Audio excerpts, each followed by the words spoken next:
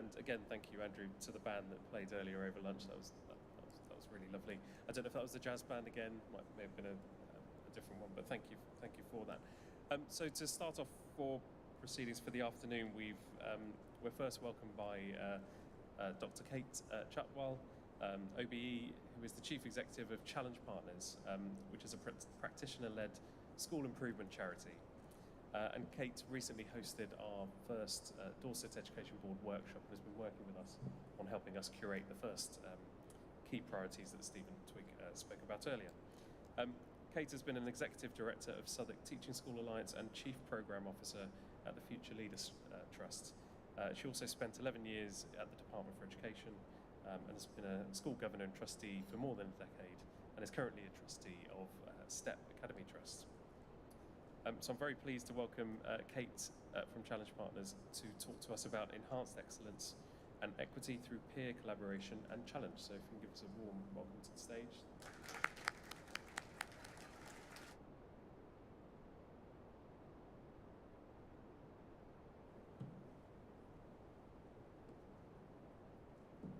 Good afternoon, everybody. After lunch slot, so I'll have to be engaging to stop you all from nodding off after that fantastic lunch. As Vic says, I've had the pleasure of being a little bit involved in the birth of the Dorset Education Board, which I think is a hugely exciting initiative. Well, hopefully more than initiative. An initiative sounds a bit transient, and I think the idea is that this is an enduring partnership that's going to really lead change for children and young people in Dorset. And I have to say that I thought Stephen did an absolutely phenomenal job of taking what was essentially a morning covered in post-it notes and flip charts and kind of melding it into something really coherent to say that there were 6 priorities that were identified. And of course, the kind of 3 key things that you're aiming to achieve together across Dorset, as Stephen said, are around those priorities of quality, equity and inclusion. And those are things that are very much at the heart of what we do at Challenge Partners. And we're trying to work across the system, across the whole country, to improve excellence and equity for children and young people wherever they are. So what I'm going to do over the next half an hour or so is talk a little bit about the approach that we take and some lessons that might be relevant for your work here in Dorset, and take from it what's useful, discard the things that you think are less useful, but it's just a little bit of food for thought. So just to start off, as I say, Challenge Partners is a national education charity. We're working with 530 odd schools across England, stretching from Cornwall in the southwest to County Durham in the northeast. Within the schools that we're working with, which is all type of schools, we've got primary, secondary, special, alternative provision, we've got independent schools, grammar schools, academies, maintained schools, church schools, you name it. There are almost 300,000 children and young people whose lives we're trying to impact. And those schools work together in 44 local hubs across the country. As you can see here, is not very different, I suspect, from the mission that each of you will have within your own schools, within your own academy trusts, or indeed across Dorset. And it is about improving life chances of all young people, but paying particular attention to the most disadvantaged children and young people, those who, through no fault of their own, face real challenges in being able to achieve the outcomes that we would want for every child and young person. So we pay particular attention to them. And of course, as I said, that links very closely to the 3 strategic objectives here around quality, equity, and inclusion in education. So what I'm going to focus on today is on how we go about doing that, which you can see in the second part of our mission statement there. It's about through facilitating collaboration, challenge, and professional development amongst the schools we work with. And what we're really trying to achieve there is upwards convergence.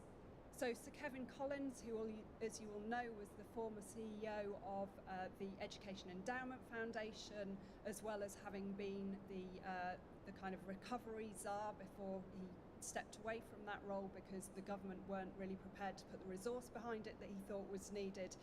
he's talked a lot about the kind of best schools are the best at getting better.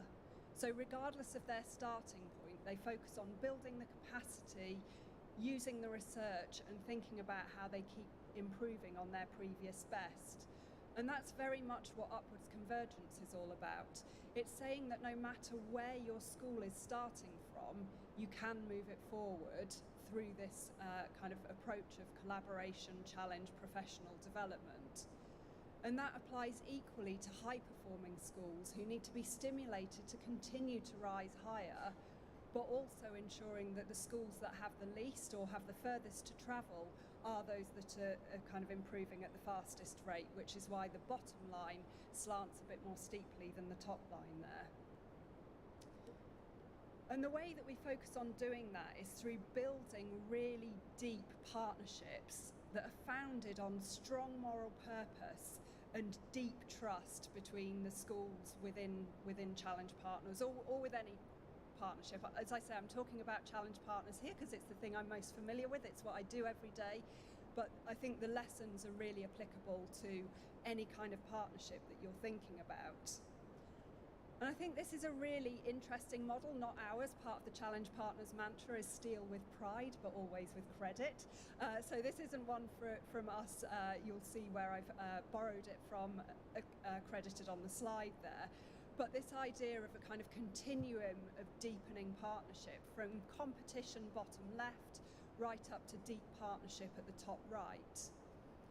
And what I would say that we've observed is that over the past couple of years, that adversity that we have all collectively faced in the pandemic, the novel challenge that we've all faced, has really encouraged partnership amongst all sorts of schools, partner organisations that you're working with, because we were all sitting there looking at each other thinking, crikey, this is new, how are we going to approach this? Wouldn't it be helpful if I knew what that school down the road was doing or what I could learn from that organisation?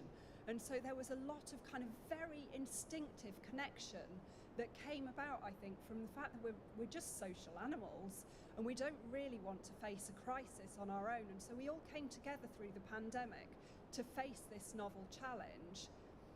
But what seems to have happened since we've kind of, we're not over it by any stretch, but as we've come through the pandemic, is there's been maybe a bit of a stepping back from that.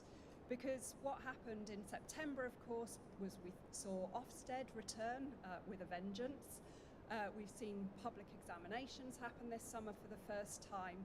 And the impact of that, I think, was that schools that had been very outward looking during the pandemic, wanting to connect with each other, wanting to learn from and with each other, started looking inward again. And so that was the first thing. And then I think what's happened since then is the white paper that was published in the spring has kind of pushed us even further back down to the right, because what we've seen, and I can't speak about what's been happening in Dorset, particularly you'll know for yourselves, but what we've seen elsewhere in the country is that white paper ambition of every school being part of a strong trust has led to a little bit of jockeying, a little bit of suspicion, and schools kind of looking at each other, trust sizing each other up, and really wondering what's going to happen. So it feels like there are these very kind of strong now countervailing pressures that are working against deep partnership, in fact, in the system, even if the overall ambition is that at the end of it there should be very deep partnership with everybody in these strong trusts. So one of the things I'm kind of really worried about and talking about a lot when I'm at conferences at the moment is sort of the responsibility that we have as leaders and educators to make sure that in working towards that 2030 goal, regardless of kind of what we individually think of it, there's an almost sort of momentum inevitability to it. That's where we're heading. But how do we ensure that we get there without damaging the life chances of the children and young people who are in our schools now? Because if it's going to take us 8 years to get to 2030 and the kind of promised land of the white paper, that's the lifetime of a child in a primary or secondary school, and we can't afford to waste that for them. So there's something about how in this intervening period we really pay attention to partnership and make sure that we're not damaging the life chances of the children and young people who we are serving in our communities and in our schools right now. So why do we think that partnership matters? I mean, obviously it's a lovely thing, isn't it? And I said we're social animals and it's nice to be part of some kind of club. But it's not just about that. What the international evidence shows, and this is a summary of some evidence from Pasi Salberg, who's a Finnish educator and researcher that's been summarised by one of our senior partners in Challenge Partners, Rob Carpenter. And what that work shows is that the highest performing education systems, when you look at things like PISA and PIRLS and so on, are those that are characterised by the features that you can see there on the left hand of the slide. So they are education systems where there are high levels of collaboration within and between schools. There's trust-based accountability, values-led leadership and professionalism, and there's that focus on consistent and sustained improvement all over time. This isn't about quick fixes, the latest initiative, addiction to reform. It's about the things that will make an enduring difference, and that focus on having really high levels of equity. So I want to think a little bit about where you think the English education system sits, if those are the two sides of the continuum. And certainly I think in government policy, and I'm very much a gatekeeper turned poacher here, as Vic said. I spent 10 years in the Department for Education, but I think there is a bit of an addiction to reform. There is a sort of high levels of competition of being put into the system, not only through the latest white paper, but through this idea that parents have choice and we have to compete to attract parents to want to send their children. There is obviously very high levels of test-based accountability. So some of the kind of prevailing policy and accountability framework is very much pushing us towards the right-hand side. But actually we can make a choice as a sector, as professionals, as leaders, as educators, because some of this is really in our gift, and we can choose to collaborate with each other. We can choose to build trust and hold each other to account in a kind of horizontal, lateral way. We can put our values at the forefront of the way that we approach it. And of course, ASCL have done great work over recent years around ethical leadership. So I think that there are things that, despite the kind of prevailing context, we can do for ourselves. And so we thought quite carefully within Challenge Partners about how you build effective partnerships that kind of deliver that high performance that we've seen internationally. And again, this isn't from me, this is my predecessor CEO, Professor Sir George Berwick, who came up with these 4 capitals that underpin really effective partnerships which are intended to deliver mutual learning and improvement. And 2 of these you will have already seen on the chart with the bubbles, really, the moral capital and the social capital, which on the bubbles chart were called kind of common shared purpose and deep trust. And we spent an awful lot of time investing in those 2 things. So what is it that brings us together, really thinking quite deeply about what connects us to a moral mission that's to do with education and why we think that's so important. And as Stephen said earlier, the intrinsic value of education. So those who choose to join Challenge Partners all share a view about the intrinsic value of education as a way not only to improve individual life chances, but also to transform communities. And they care not just about results, but also about the kind of wide and broad curriculum experiences that children and young people can have and develop them. So there's a real moral capital that kind of binds the schools together. And then the social capital is also really incredibly important, because at the bottom, at the end of the day, people buy into people. And so how do you forge those individual and personal connections? So in everything we do at Challenge Partners, we kind of build into the day very deliberately some activities that are about kind of building personal connections between the people who are in the room, who we want to work with each other. I don't want to reveal too much about this because what goes on in the Education Board stays in the Education Board, but we did do one of these activities, and somebody did offer when we were building social capital to show their tattoos, because one of the kind of things that we did to build social capital was to encourage people to say, something about me that you might not know that's sort of then interesting and makes a connection, as well as getting people to talk about what it was that had brought them to education in the first place. And those might sound like trite and trivial things, but they actually really quickly start to build connections between human beings who are kind of already desperate to find ways to connect with each other, and it just gives you a way into getting to know each other. So we pay a lot of attention to social capital building, frivolous as it might sound. And then the other kind of two capitals are also really important. So knowledge capital, and Stephen talked about this morning, is about where the excellence and expertise is. Because like Stephen, I think we think that kind of there are answers to the questions that we face in any room that we're in. There will be somebody who will be doing something that will kind of lend itself to an answer to whatever challenge we're facing. The question is, how do we find that kind of person or that department within a school or that trust that's cracked that thing and ensure that it's shared across the system? And actually, if it's not in the room, where else do we look to? So there's that kind of looking up and out and drawing on the evidence, of course. So knowledge capital is really important, and I'll talk in a minute about how we identify where the knowledge is within the system. And then finally, and this is really, really boring, and it's like kind of essentially the job of the 20 odd of us who are in the Challenge Partners Central team, is that organisational capital.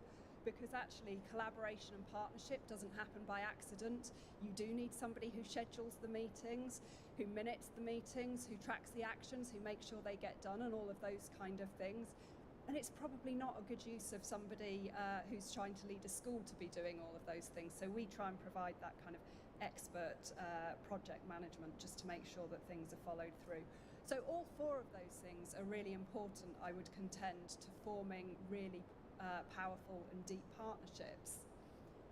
And I don't propose that we do this now, but the slides will be available afterwards, or I'm happy for them to be shared afterwards anyway. And there's just a little exercise that you can do to think about the partnerships that you're engaged with and how strong are you on each of those four capitals.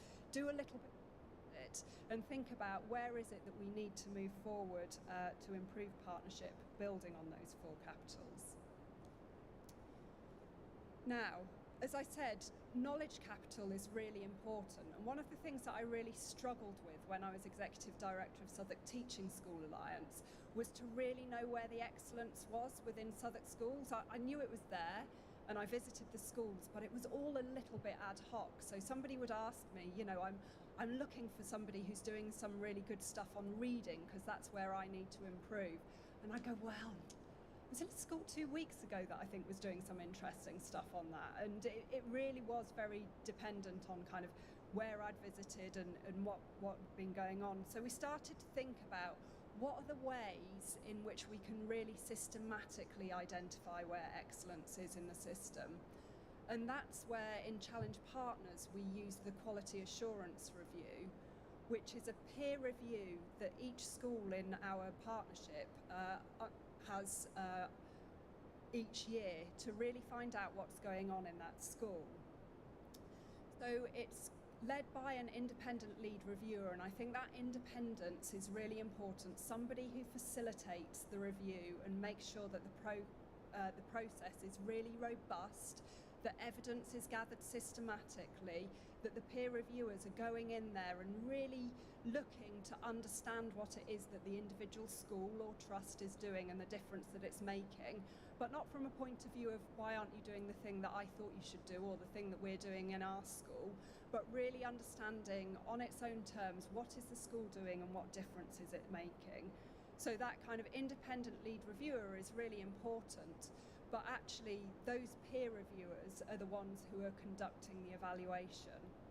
And in our model, those peer reviewers are drawn from schools across the country, coming together to review a school.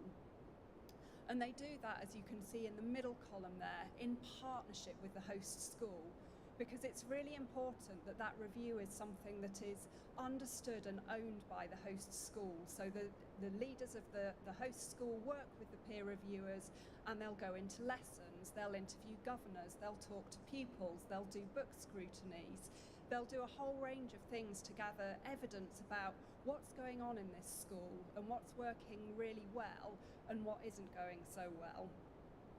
And at the end of that, after 3 days of really deep review and professional dialogue between the host school and the peer reviewers, that will all be pulled together into a report by the lead reviewer that captures those things. So what is going well in the school that I might share? And is there actually something in the school that's so exceptional that we can accredit it as a group of peers as an area of excellence that can be solved? So when somebody now asks me, Kate, we need to see somewhere that's doing really well at reading, I can tell you exactly which schools in our network are doing really great things in reading at different phases and point you in that direction with the confidence of knowing that that practice has been accredited by a group of peers. The reports also say what are some of the things that the school needs to do to improve, those even better ifs, and that provides a springboard for further improvement within the school itself. So there are a range of models of peer review out there. I've talked about ours because I, of course, know that the best. We did do some work a few years ago with Nick Brooke, who led the Accountability Commission on behalf of NAHT and then followed that up with the School Improvement Commission. And one of the things that both of those commissions said was that it would be great if we were in a system where peer review was the norm rather than the exception. And if you go back to that, what makes for high-performing school systems, it's ones where you do have that lateral mutual accountability. So that's where they were pushing at from there. And what the report does that's referenced there is to just distill some of the key features of effective peer review, which very much mirror some of the ones that I've been talking about. And then the benefits that that delivers. So we're very disciplined in how we innovate within Challenge Partners, and we're always keen to get evaluation. So we've had our school peer review and trust peer review programs independently evaluated by the IOE and by the NFER. And what those evaluations found is that there are kind of 3 main benefits or multiple benefits to peer review. The first, of course, is to the institution being reviewed, which has that mirror held up and comes away with a deeper, better understanding of what it's doing well that it can build on, what it needs to improve. Also, the peer reviewers, I mean, what an incredible bit of CPD to be able to go into another institution for 3 days and really get beneath the skin of what's going on. And, you know, I said that kind of part of our mantra is about stealing with pride, but always with acknowledgement. So the ideas that leaders come back to their own schools with from having gone and spent that other time in schools is absolutely incredible. And what we find is that quite often partnerships are forged then between the reviewers and the host school that endure long beyond the review itself.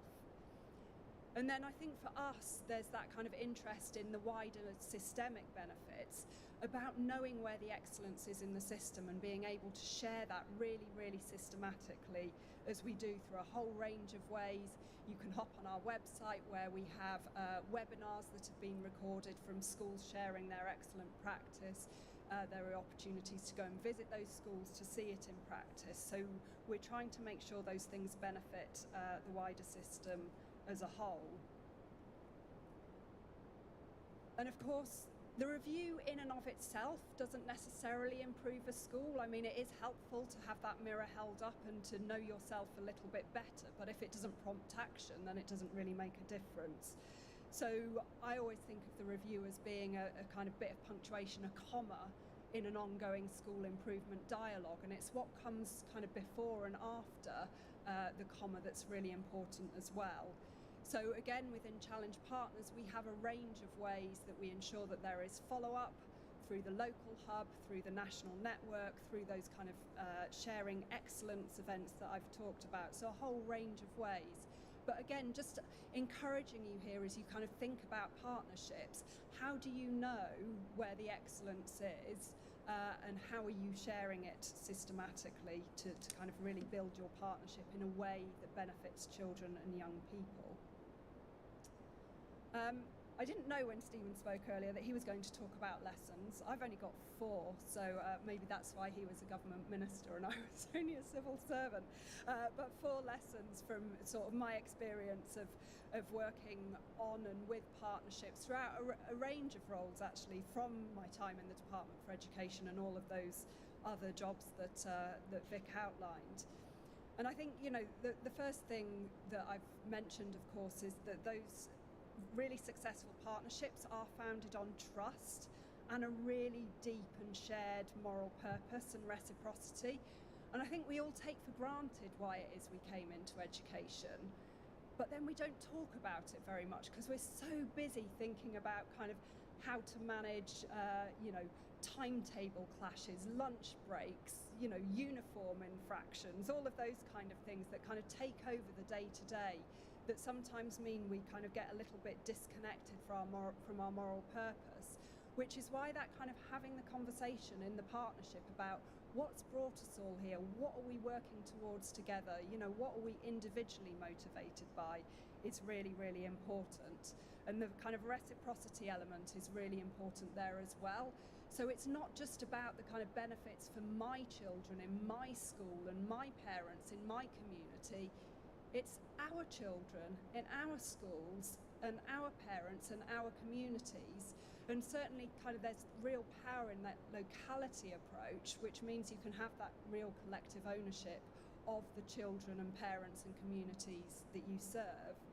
Within our broad national network, we are really encouraging people to care as much about the children at the other end of the country as they do within their own institutions, because ultimately, if we're going to be system leaders, that's what real system leadership means. So that reciprocity and kind of seeing the mutual benefit matters. As I say, that kind of relationships bit really matters as well, that people buying into people and thinking very intentionally about how you do that. And those relationships need constant renewal, and that's where that kind of intentionality of partnership building comes in. So very deliberately picking out your partners, talking about what you're going to work on together, and building the action to kind of deliver that.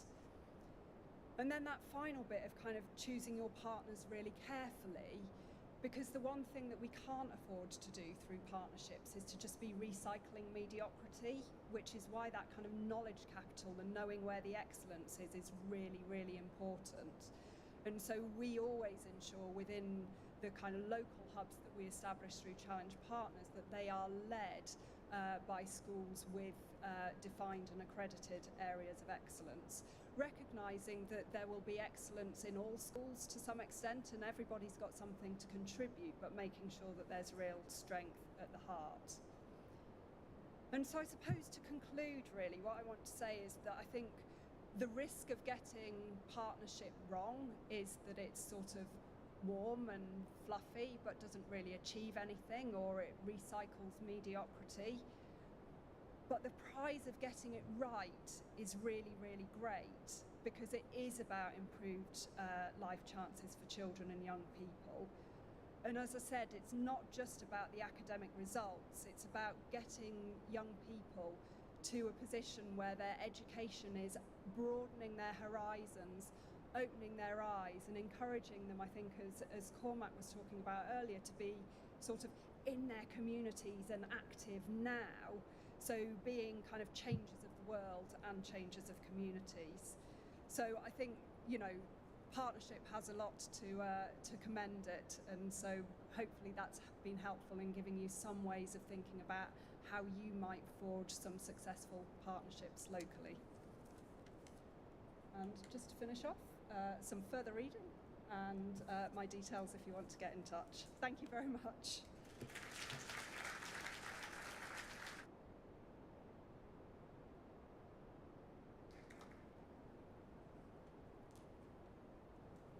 Thank you, Kate. So some really clear themes there in terms of deep partnership, and whilst there are those forces of academisation and pandemic that are pushing us away at some points, it's bringing that back together. But also those themes around some of the answers are here within Dorset in terms of leveraging best practice and getting that shared across the county in those ways. And I think, again, thinking about our themes already today, we've talked about community partnerships through the Education Board, but also partnerships with young people, and that's what our young people are asking us to do as well. So really, really key themes there for us to think about. On to our next speaker now, if I can introduce Margaret Mulholland. Margaret is a leading advocate for the role schools play in improving understanding of inclusive leadership and teaching. And I was fortunate enough to see Margaret speak at the Association of School and College Leaders conference a few months ago. Margaret is the Education Endowment Foundation Project Director for Whole School Send and an inclusion specialist at the Association of School and College Leaders, and also, I think, contributed to the SEND Green paper. Margaret is an honorary Norham Fellow at the Department for Education, University of Oxford, and columnist for the TES. So I'm very pleased to welcome Margaret to the stage to talk to us about the inclusion illusion. Thank you.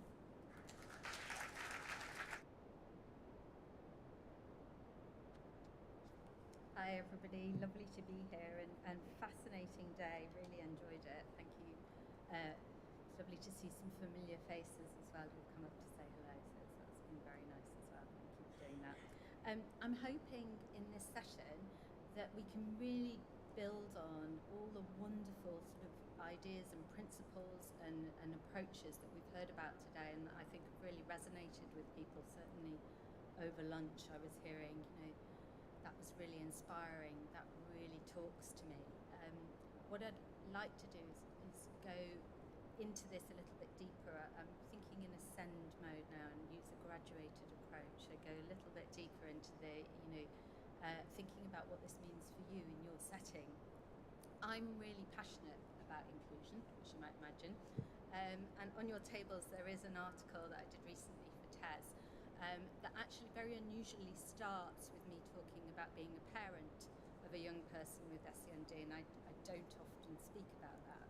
But I will tell you that one of the reasons that I moved from really being very focused in my career on teacher education and teacher training, and I worked for many years at UCL, Institute of Education, was that when I was training teachers, new teachers, I just felt we weren't getting to the nub of really enabling them to do what they'd come into the job to do, which was work with everyone, and particularly support young people who were struggling to learn. And I have to say, the day that resonated with me the most was when I was in the reception class with my son, and I had actually given QTS to the teacher that was sitting opposite to me, and she was a wonderful teacher, someone who'd come over from Australia, and she was a great practitioner, and I'd worked with her and I'd awarded her QTS as part of my work at the Institute. And my son was there in reception. He'd had a really good year in nursery. We knew there were learning difficulties, but he had so much going for him. And we sat down at the table and she started to tell me absolutely everything he couldn't do. And I sat there as a mum and thought, I know this is a great teacher. This is a teacher I understand. I've seen her practice. So I said, I was going to say her name then, I better not say it. Janie, what can he do? She said, nothing. And I said, I know you don't mean that. I know you don't mean that. So maybe you're trying to tell me something that I need to understand, that there are limitations to his learning. I do understand that, but I also can see that he has huge strengths.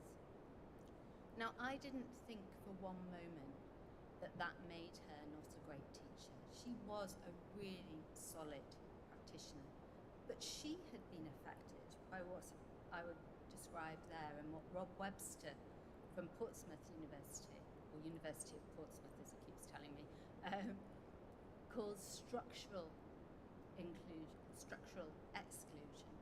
And what we need to do is think harder about what it is about those systems and processes that can really affect our understanding of what inclusivity really is, what it really means. So I'd really like us to take the opportunity today.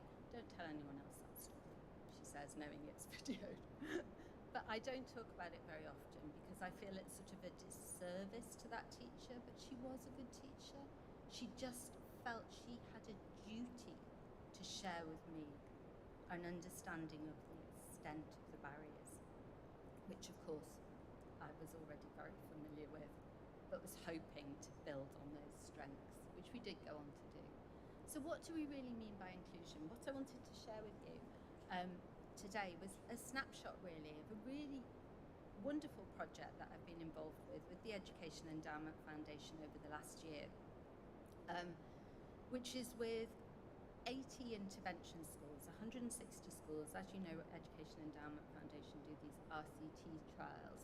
So we had 80 intervention secondary schools who really have shared with us along this last year their journey, their struggles with the challenge of authentic inclusivity.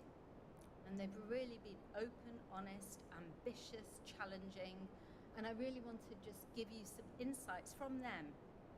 As Kate said, I'm happy to steal some of those ideas from them and share them with you, but definitely to attribute them to the great work that they are doing. And we started the year with the tool, the Special Educational Needs Review tool that is on the Whole School Send website. This was something that's actually designed by colleagues of Kate's who now work with Challenge Partners, but it was a peer review tool to really support a school to look at how to develop their whole school inclusivity and development of SEND provision. And you can access that free of charge, and you can use it in the 8 sections either as a whole school tool or to really sort of review certain sections of provision.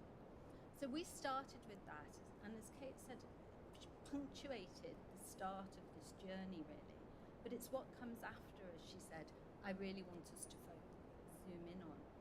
One of the things that we learned almost immediately was there were just such a wealth of things that these schools could have been tackling in terms of their agenda. They knew what they wanted to do, but they really felt overwhelmed, particularly the Senkos. We were working with the Senkos and the head teachers. It was really important in this trial over the course of the year. It wasn't just the Senkos who were driving and leading. It was a whole school approach. So the involvement of the SLT, particularly at the beginning, was just absolutely crucial. And developing their buy-in was really important. So what we needed to do was develop an action plan from their peer review processes that they undertook. And some of these schools were many, many miles apart from each other, but they thoroughly enjoyed the opportunity of acting as a critical friend to each other and supporting the review process. And then action planning with them individually to really sift through and think about 3 priorities for taking forward. But what was really important was they weren't the Senko's priorities, they were the whole school priorities. And that in the process of the review, it was about meeting with the head teacher, the caretaker, the canteen staff, the TAs, and particularly, as we found, the middle leaders in the school, and making sure everybody was on board with a process to reform their thinking, as they put it, around special educational needs and how to improve their current provision, aspiration and ambition. So it was a great experience, and what it needed to start with was knowing that we were all going in the same direction. One of the things we found was that everybody's understanding of what we meant by inclusion was different. Inclusive schools were talked about all the time, but we all had a different interpretation of what it actually meant. So, interestingly, the Green Paper, only last week, met with many of the Department for Education team who've been working on the Green Paper, and they said, yes, we realise that we've been talking about it's really important that we start with inclusion. Inclusion is the glue for good SEND provision to build upon. But actually, we haven't defined inclusion properly. So chapter 4 of the white paper we talked about earlier very strongly articulates an ambition for a strong trust to be an inclusive trust. What do we mean? So I'm going to give you a few minutes now to just really think about that word inclusion. If you weren't going to use that word, inclusion, some people say it's a noun, some people say it's a verb, to think about that. If we weren't going to use the word inclusion, what other word, term, would you use instead? Okay, so this is task number 1. Working memories here, please. Deploy. Task number 1. What other word would it be that you'd use to mean the same thing? And then, you personally, a film or a book that really represents for you inclusivity. So 2 things, a word, a different word, and then a film or a book represents for you inclusivity. Okay, so you've got 2 minutes on your tables to have your own thoughts and to share with those on your table.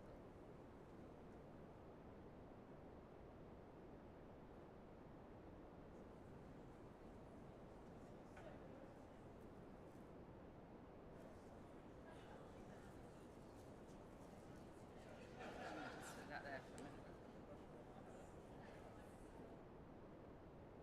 Just grab my water.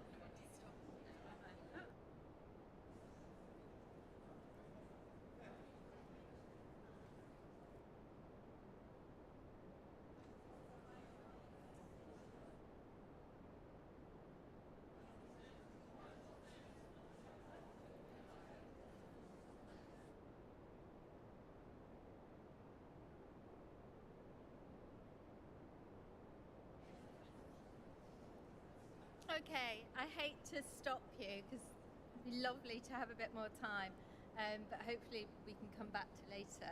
Anybody like to throw a word out to me from your table? I heard some lovely ones.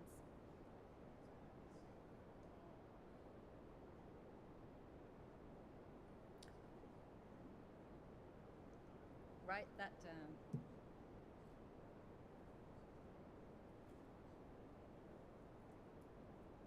Marvellous. That is marvellous, thank you. Anyone else want to throw a film or a book? Pardon? Lovely. Peanut Butter Falcon, yes, I really like that film.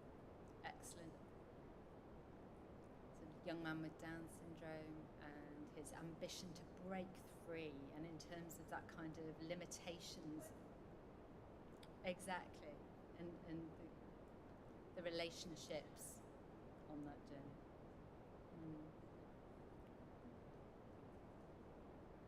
Anyone? Come on. Finding Nemo, lovely. Finding Nemo. Anyone else over here?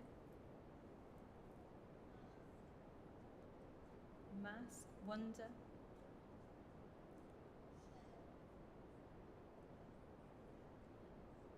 Brilliant, brilliant. Okay, what about a word or a concept that you would use instead of inclusion? Equity and not equality. Do you want to say why you prefer the equity? It's already been put forward as an ambition.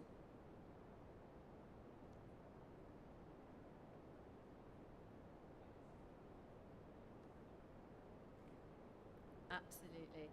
That kind of, rather than just the shared opportunity, but actually enabling people to exploit that opportunity, to participate in that opportunity.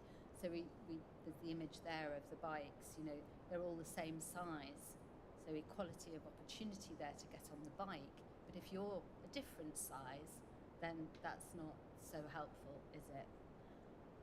So equity, important distinction to make when you're thinking about the whole school thinking, perception, mindset, about what is that distinction between equity and equality, and why might we want to talk about it? Not necessarily always say one thing is bad and another is good, but actually to just reflect on it and think about its importance in what we provide and what we do.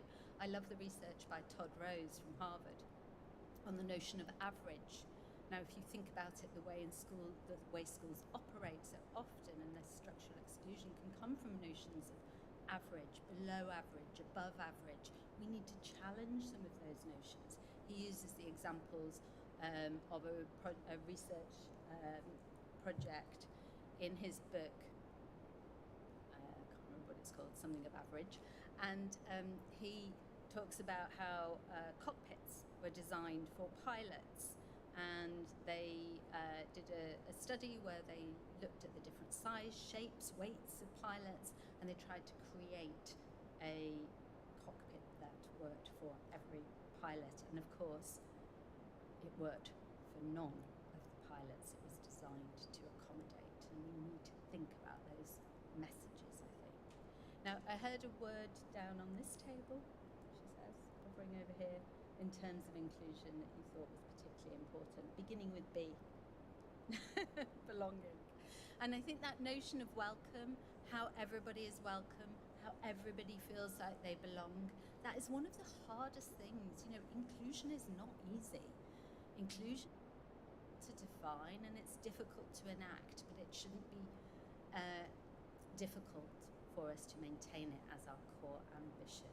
But we need to keep revisiting it and thinking about it, and thinking about what it means in our setting. So that can mean some difficult conversations sometimes in the schools that we were working with. Schools started off talking to us about their inclusive ambitions, and then saying, actually, you know what? As we've moved through this journey, we've realized that in fact, sometimes we are separating and segregating children when our intention is to give them that equity, that additional support. But actually, is it doing their identity any good to be sitting in a corridor doing a one-to-one, or in a small group, or in the class where the HLTA is teaching, not the teacher? Those sorts of issues that were forefronting in their thinking, and they were able to explore, not to be judged, but to explore. And it was interesting for a lot of them who started to question their use of their nurture rooms. Now again, not to say that that was something we were discussing as not being a positive thing, but actually saying, where are we in this, you know, trajectory, this continuum? Where do we want to be? And sometimes is our nurture room creating a barrier in terms of peer relationships, and how might we tackle that? None of those answers were easy, but the questions were fantastically enabling. And what they were doing was giving agency to those senior leaders in school to think about how they were going to enable these ambitions for everybody to feel. And sometimes this can be a bit trite, can't it? You know, every teacher a teacher of SEND, every leader a leader of SEND. It's easy to say, it rolls off the tongue, it sounds good. But what does it mean in practice? And how do we give everybody the confidence to really represent that and not feel overwhelmed by the expertise they often perceive to be associated with special educational needs. And I think sometimes it is about that confidence. So what we did in the journey was we explored lots of different sort of frames of reference, if you like, when working with these schools. And, I'm hoping you just take some of these for your thinking and they may be useful to you. It was interesting, everybody we spoke to, everybody we worked with, the schools that senior leadership teams said, I know it's all about the code of practice. Some of the head teachers didn't feel very comfortable that they really understood or knew what was in the code of practice, chapter 6. But actually, when they did, we could boil it right down and talk about actually things that they really understood as being important, and the responsibilities of every teacher for every child in the school, they understood. But again, they really seemed to feel, and it was really interesting to hear the reflections towards the end of the year now, where senior leaders are saying, I really felt it was all about the code of practice and that was the responsibility of my SENCO.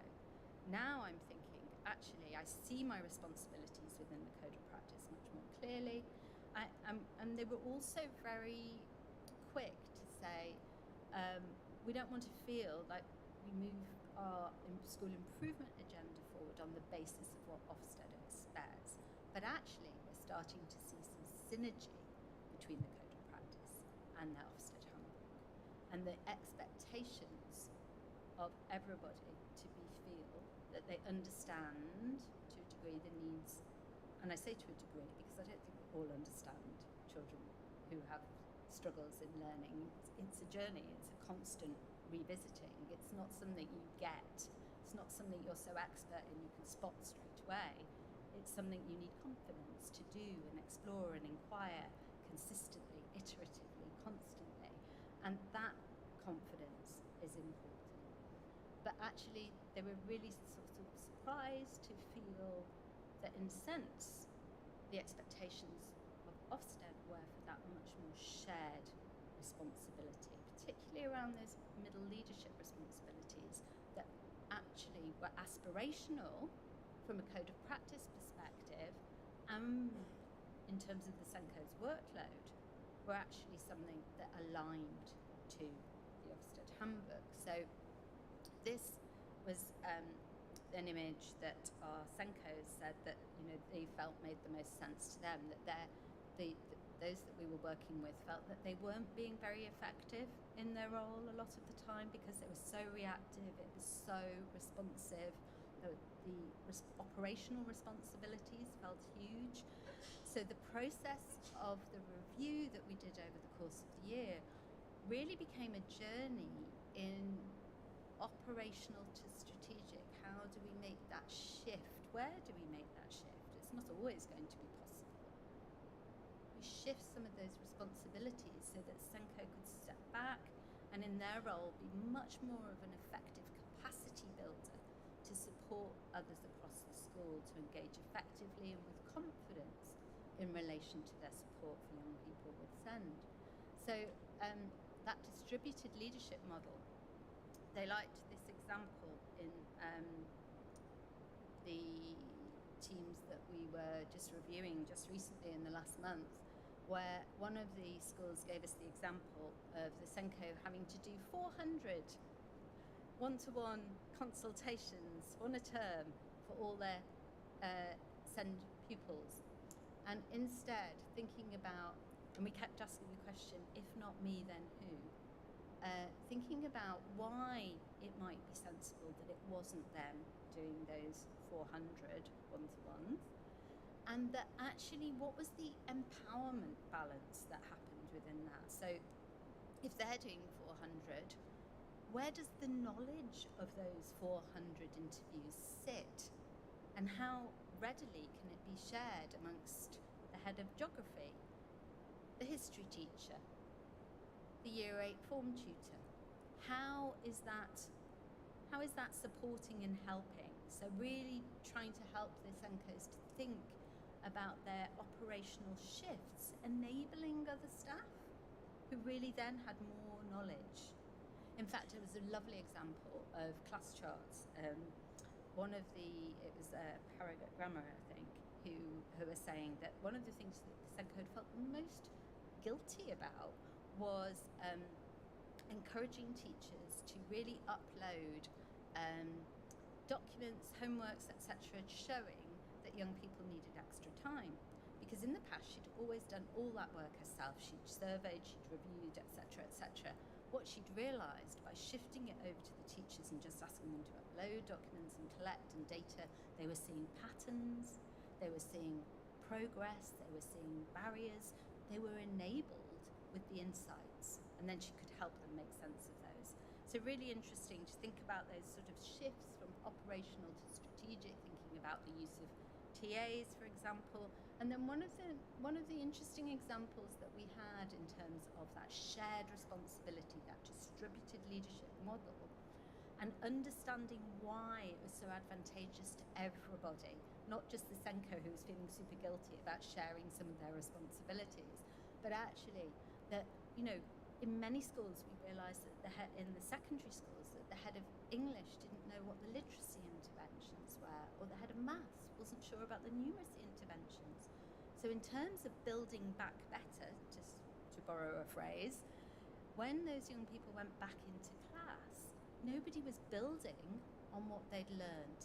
And if they did, it was through a lot of efforts from the TA.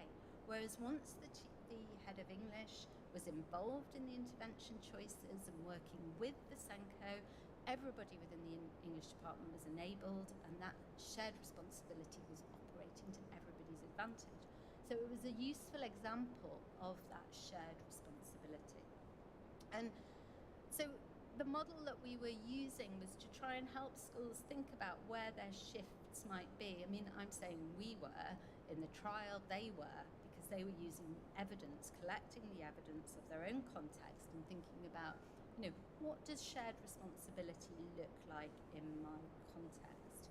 And I put an example there of just some of the ways in which schools described that shared responsibility, but many of them felt that they had become much better at sharing with their senior leadership team, but it was going to be a long way in terms of the Senko working with the heads of department or heads of faculty.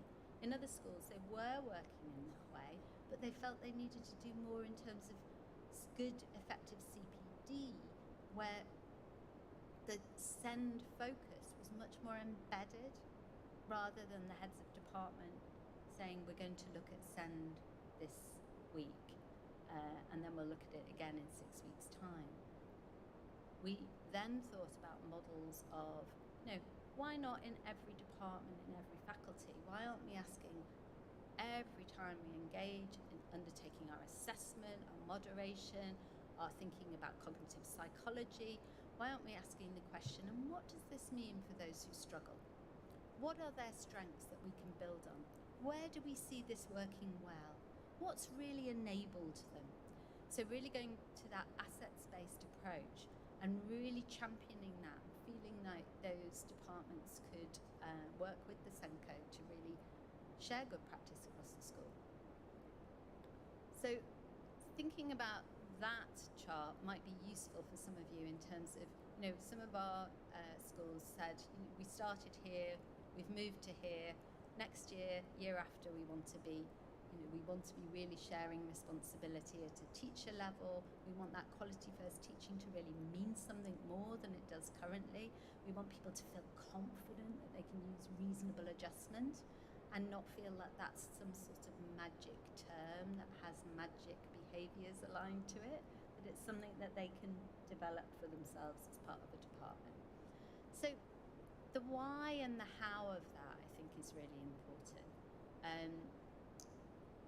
It's helping that mindset shift, really, that they described back to us. We did a lot of work at the beginning of the year, sort of really framing special educational needs within an inclusive school approach. And actually, as we've gone forward, we've asked those 80 schools, what resonated? What helped make some of those shifts that you felt your school needed to make? One of them was this. I said a lot of the perceptions the hearts and minds in our school were perceiving SEND as something aligned to a minority group within the school. We do this for the majority, and we do something different for those who struggle. So that kind of most and some thinking was really not very helpful. One of the things that helped shift thinking, particularly at a senior level, was when we shared the data around, the standard model of identifying SEND would be about 15% of your school population would have identified special educational needs. But the Education Policy Institute shared, and FFT have shared this too, this chart that helps us see how that builds over time. So looking at a class from reception through to the end of year 11, recognising that young people come on and off that SEND register, that there is a build, they are transient. Therefore, over that period of time, up to 40% of young people will at some point have been on the SEND register, not to mention those who are struggling for other reasons and are not on that register. So if we start to shift that perception from a minority, therefore where does it fit within my school improvement agenda, but flipping that narrative, as Ellie Chappell would say, and putting it at the centre of our thinking, then we can move back to, what's valuable what's vital for some is valuable for all. And I always think that's really important, that vital for some, valuable for all, is not clear to you unless you can start to see that we're not talking about this minority group, we're talking about a transient population and some who are identified, never within the school experience and beyond school. At university they might be picked up with having a learning difficulty. So how do we build on that knowledge and really make it work for us? So that was one of the things that helped them see the classroom differently. Instead of one or two children, the language in our school, somebody said, was about, we've got 2 autistic children in that class. What does that tell you about how you're going to teach? It doesn't tell you anything, does it?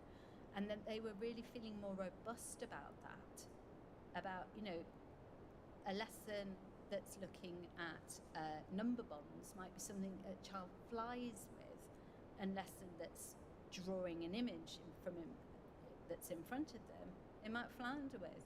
But it doesn't mean that next lesson they're low ability or low prior attainer, because you don't know what you're going to teach next lesson. Reframing those expectations and adopting more of that assets-based approach that we talked about earlier today is difficult when this is what a classroom can be perceived as. This is something that one of my students made this slide for me years ago, a trainee teacher. And she said, that's how a new teacher perceives the classroom. This is the expertise you need.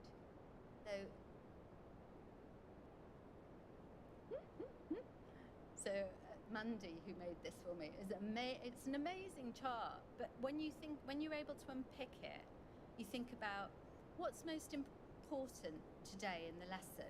Is it the fact that I have somebody who struggles with dyslexia, or is it the fact that it's been raining at lunchtime? It's probably that it's been raining at lunchtime that's more prominent in my classroom. So how does a developing teacher or even an experienced teacher deal with this sense of disempowerment and de-skilling, really? We de-skill teachers when we tell them they have to be experts in this. Because I've been doing this a long time, you've been doing this a long time. Are we experts in all that? We're not. What we are experts in are the children in front of us. We get to know them. We build those relationships. We know that on a Tuesday morning when they come in and their shoulders are down, that's something we're going to have to think about in terms of the way we teach that morning. And enabling teachers to see that it actually, even with the expertise of a Senko, they're not going to know how to plan for the lesson the next day in such a way that it won't need to be adjusted or changed. And that they often are going to be learning about children and learning, assessment rather than assumption is really what we need to do. The labels can be helpful as a signpost, but they cannot define the way we teach in the classroom.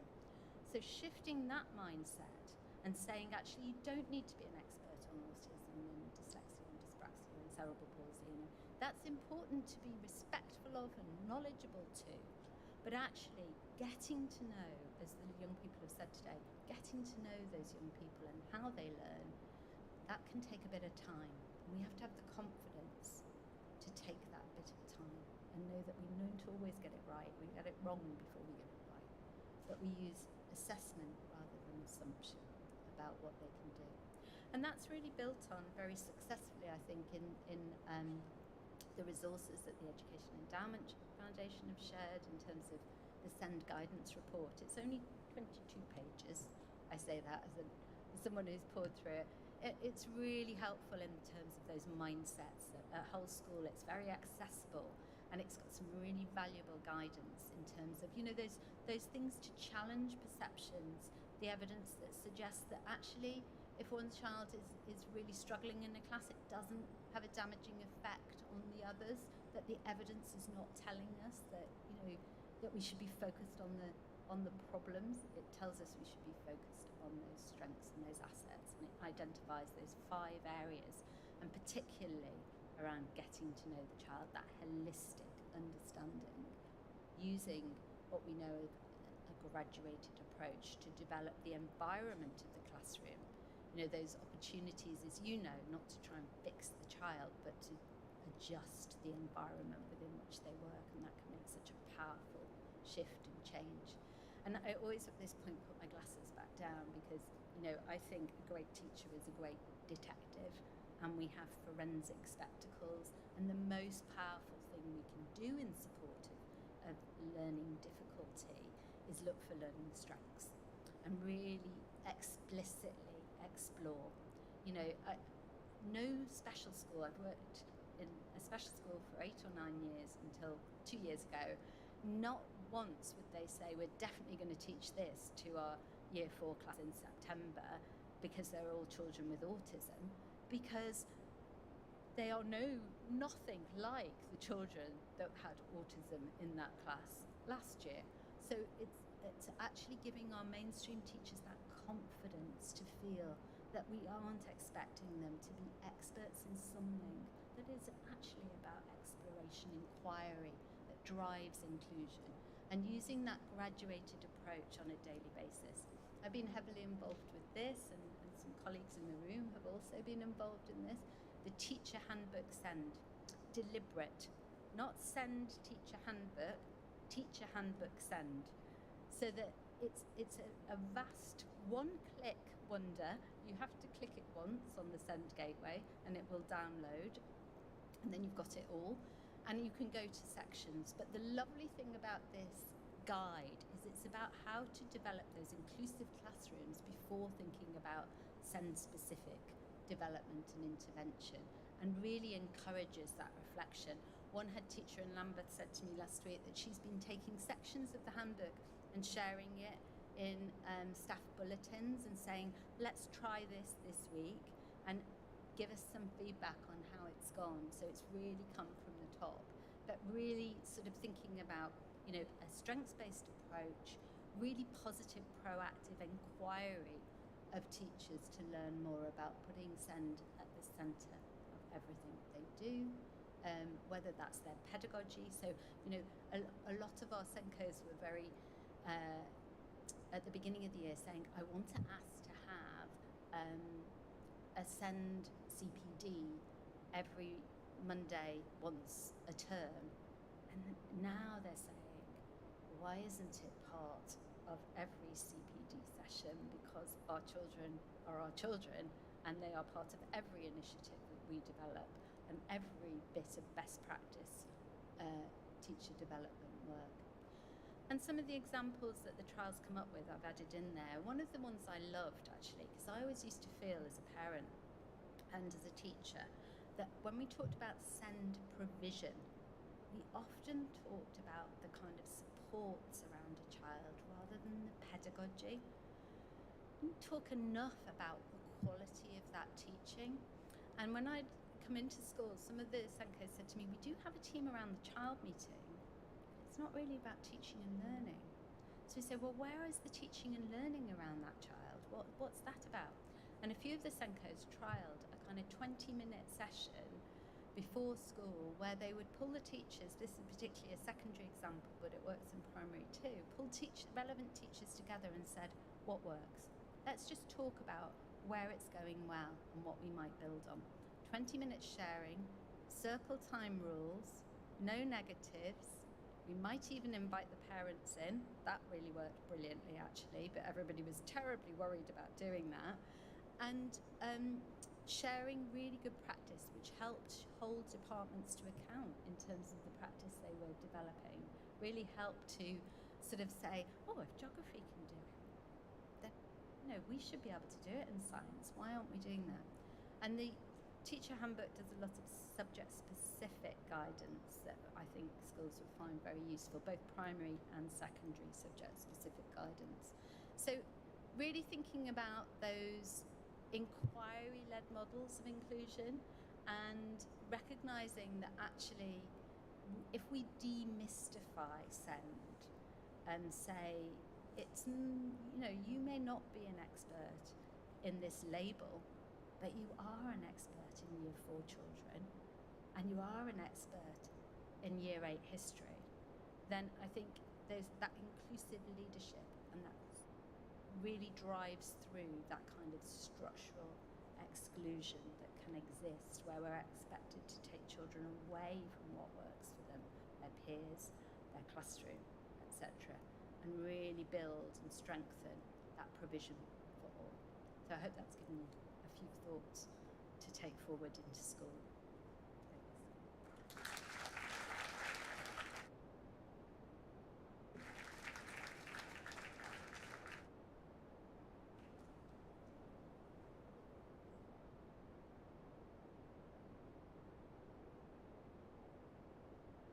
Thank you, Margaret. That was brilliant, and I think vital for some, valuable for all. Stuck with me absolutely from that discussion. Hi, Jeremy. So if I can now welcome to stage. There we go. Jeremy Sutton. So Jeremy is from Microsoft, and just on the tech theme, I'm told we have about 120 people watching online, which is great. And Jeremy is the education industry executive for Microsoft. She has spent her career working in the technology sector, supporting all parts of the public sector, from local government to housing to healthcare. Her true passion is education, and she has helped lead at Hewlett-Packard and Microsoft. She is dedicated to helping schools achieve meaningful outcomes through the use of technology, and is going to talk to us a bit about the future of the classroom. Welcome, Jeremy.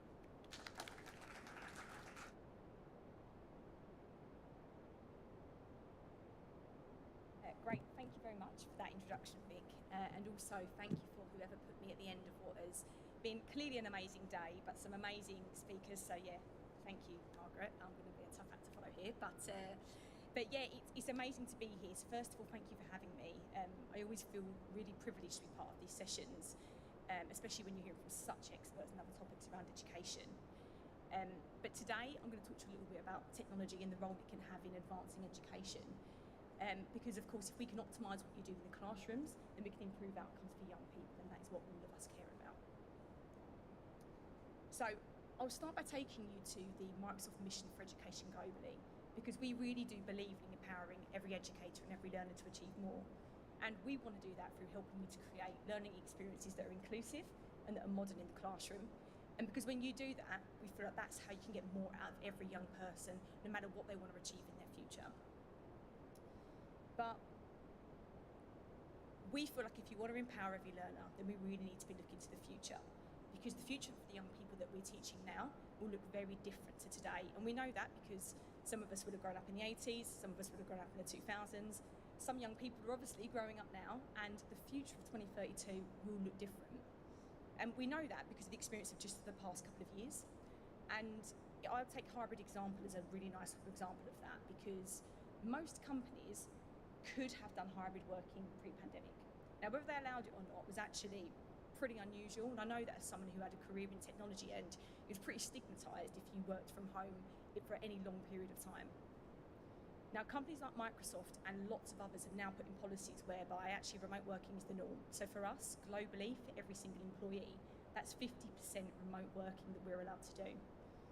Now, what that means in real terms is that I have a much better routine, although saying that today is pretty not very respective of what I normally do, because I live in Essex, I've been in Reading, I'm now in Poole, and I'm going to be at Essex again in who knows what time tonight, but typically I've got a much better routine.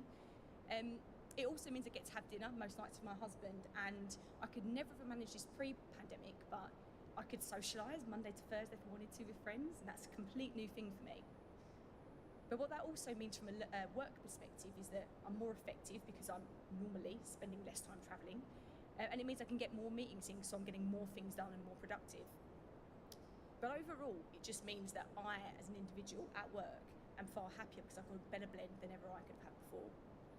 So hybrid working is just one example, but it's one of how it's changed in society really to trickle down into our work and into our lives and can affect society as we know it.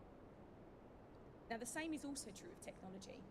And the reason being that the advances that technology brings are getting shorter and shorter in terms of how we innovate, and therefore the products and the industries that are in the market. And I'm going to give you a few examples of that. So, Ring doorbell. This was invented in 2013, and the founder, Jamie Siminoff, would say that it wouldn't have come to fruition had it not been for a conversation with his wife in bed at night. He said he pitched the idea to her, as we know happens in bedtime, right? And she said she thought it was amazing. And it was not just from the convenience aspect, but it was also because she could secure her home from wherever she might be. She considered it caller ID for your front door. Now, since that time, 9 years ago, they've branched out into other areas, so looking at security systems and all different types of home security. But what this really means as a normal person is that we now think differently about our homes, and it means that you can receive all those amazing Amazon deliveries, which I know many of us love, whether you're sitting at home in Maidstone, whether you're sitting on a beach in Marbella. So it's really revolutionised that home security industry. Now, who's going to help me out? Anyone recognise this symbol? Absolutely. So founded in 2007 by two chaps from San Francisco, this has made us think really differently and also experience cities all over the world in a completely different way. Now today, they have over 4 million hosts, and they've welcomed over 1 billion travellers to Airbnb homes. Now, it's not just the way in which we can experience travel differently through the likes of Airbnb, but they've also created a new revenue stream. And the average US host for Airbnb earns almost £14,000 per year through the system. My favourite application, who knows what this one is? Yes. Yeah, couldn't live without this one personally. Founded in 2006, come to market in 2008. A company that is 14 years old has a market revenue of $14 billion. Now, what they offer is over 82 million users across 182 different markets, completely free access to 84 million songs and podcasts at any given touch of the finger. So, to put that into perspective, in 2001 the iPod was launched. I don't know if any of you remember the slogans, but it was something around having 1,000 different songs in your pocket. And that was considered hugely innovative 20 years ago.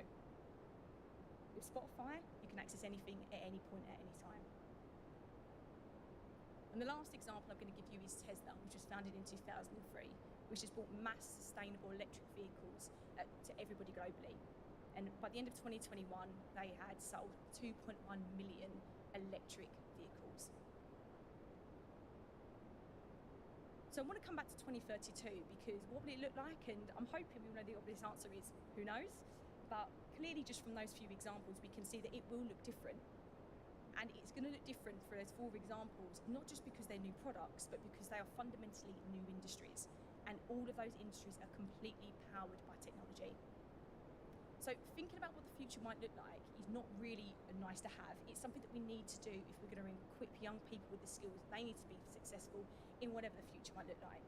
And those skills aren't just digital skills, they're not just deep skills, it's also those social and emotional skills that enable them to adapt to whatever change might happen, as we all know is so important given what we've all lived through recently.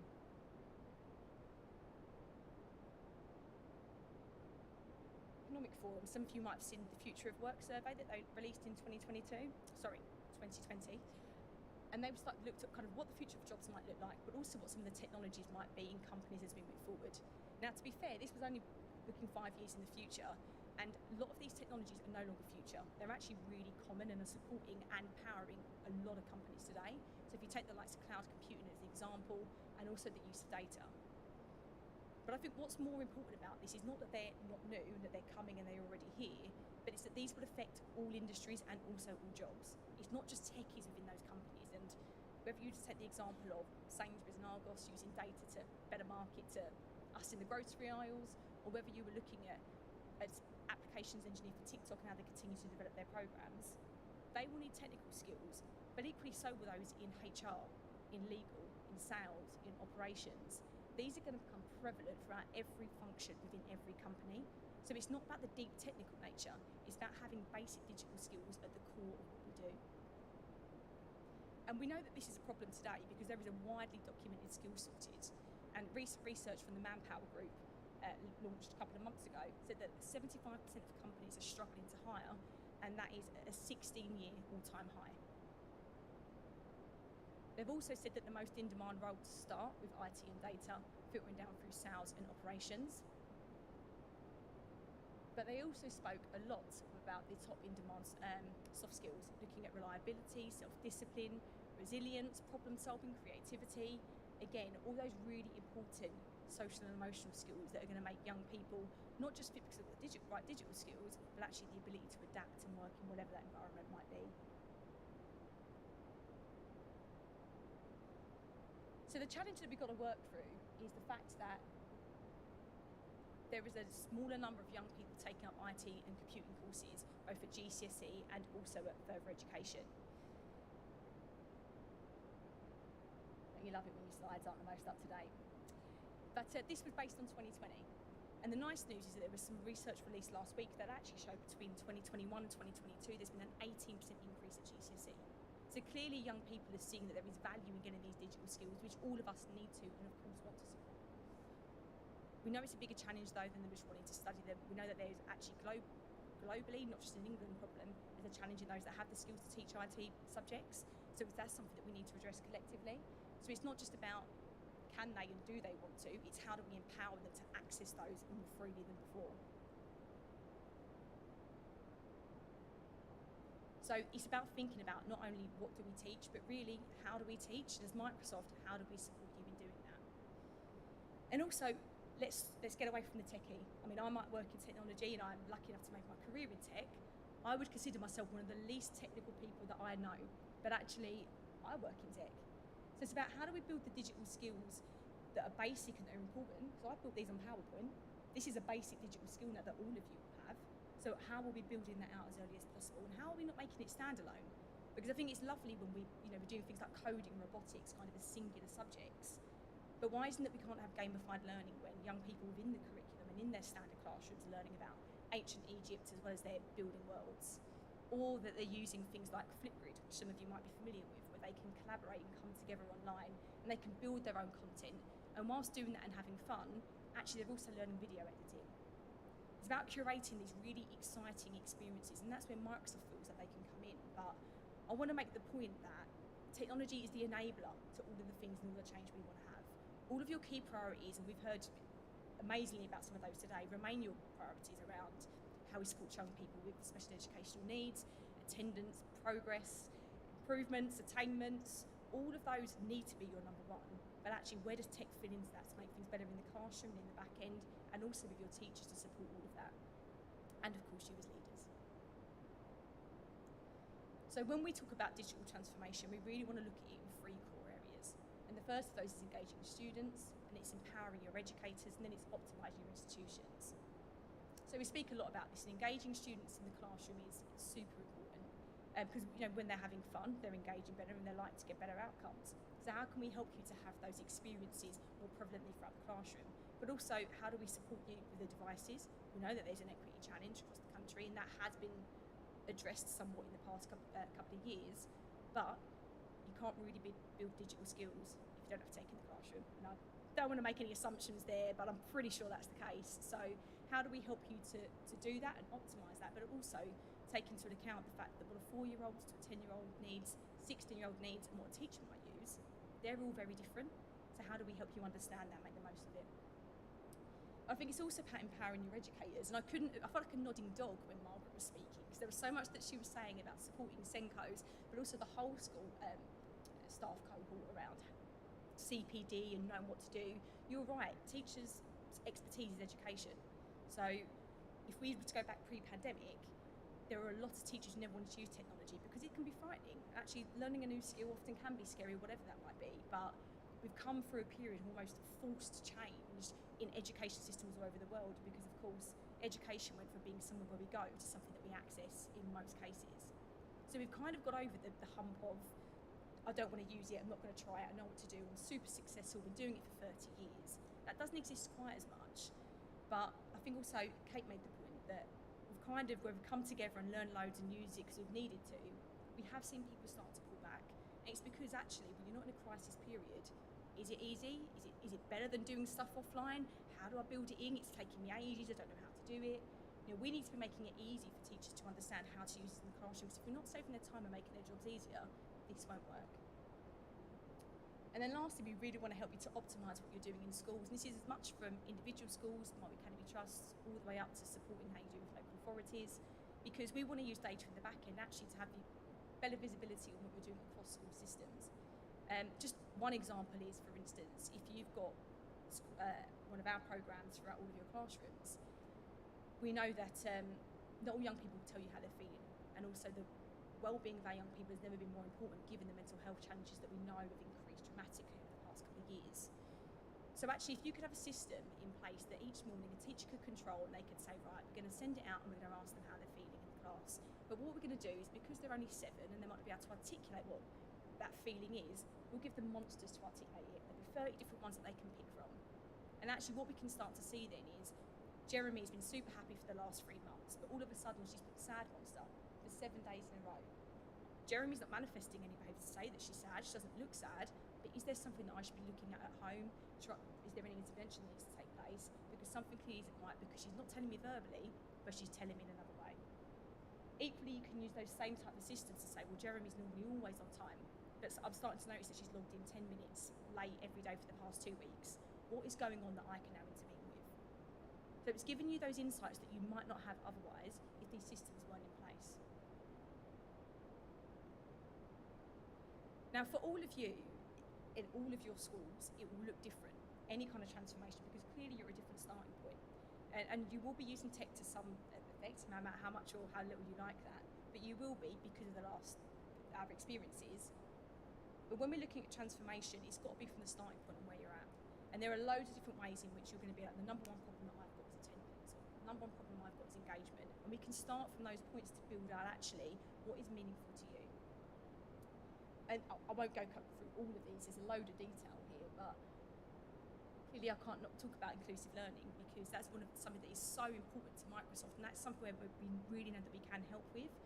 And because often we talk about those that have an additional need and they need that extra support. But you also have those that have a preference. And I work a lot with Scottish and Welsh Government, and one of their employees was talking to me recently about his son. He was like, he was sitting on his bed, he had his laptop out, and he was having immersive reader read out the notes rather than reading it himself. He's like, he's so lazy. I was like, well, why is that lazy? If that's the way that he engages with his content and therefore he's going to get more out of it, why not use that technology? I was like, for example, I was like, you might love reading. It's like, I love reading. He goes, I like audiobooks. Same content, right? You could be listening to Harry Potter, I could be reading Harry Potter, we're still getting the same material. And if we can bring that into the classroom, we absolutely should be doing. Now, those are senses where it's a preference. But what about them when we have young people where English is their second language? What about children who have dyslexia? And actually you can change colours, you can change font size, you can put spacing in. These are all things that can be done with the click of a button, and it can be done by the student themselves. But if you don't know that's happening, you don't know it's available, the teacher doesn't feel competent and confident to put that in, it's not going to be used. But there are ways and means in which we can improve that inclusivity with some of the tools that some of you may already be using today.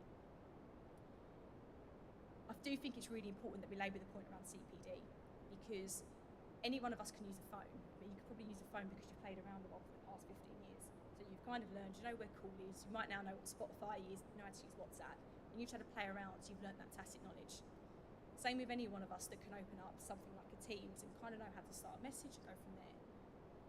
But it's a very different learned skill when you say, okay, well, I want to use Teams, I want to use something like assignments, and I want to improve what I'm doing and build it into my classroom experience so it saves time, not wastes time.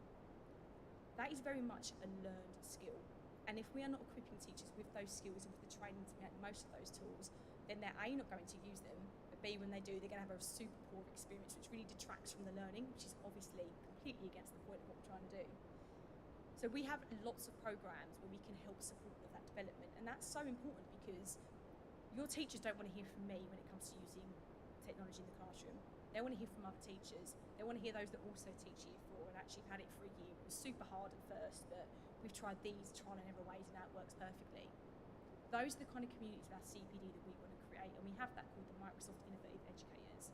It's all about fostering that so they can come together, share and learn from each other, because no one knows their classroom better than a teacher. So there's no point us delivering that constantly. It's got to be kind of that peer-to-peer review as we've heard about before. So that's really important that we help to create those. And I spoke a little bit before about some of that deep, that measurable learning, both in terms of an intervention perspective, but also progress. So there are tools that we have like reading progress, which are embedded within Teams, which can help a young person actually, rather than having a TA do that, each and every child on their own. They can engage and upload their own books. They can see how many words they're reading at a moment. You can see the trends. But actually, most children in this class are getting the word cat wrong. So we'll go back and we'll all revisit cats because 75% of the young children got that wrong. So there are things and insights that you can get both as a teacher in the classroom you can use instantly, both as a back-end going, well, if I'm a multi-academy trust and I can see that when I use these tools we improve reading progress in Year 3 by X amount in 3 months, but then why wouldn't you branch that out elsewhere?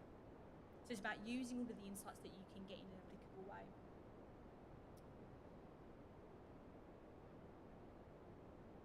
We do all say this, I guess, with a bit of pragmatism around the fact that, as I said, I work in technology. So talking about technology transformation and the steps that we need to go through is something that I should know because I talk about it every day. Equally, you're educators, you're experts in educating. So what we've gone and created is something called the Education Transformation Framework, and it's not the Microsoft be all and end all, so we know it all. We created this in conjunction with UNESCO. And it's a framework to really help you with the steps that are going to help you be successful when you're looking at, actually, if I want to use technology and embed it in our school system, whatever that might look like, where do I start? What does success look like? What are the common factors that people might trip up over?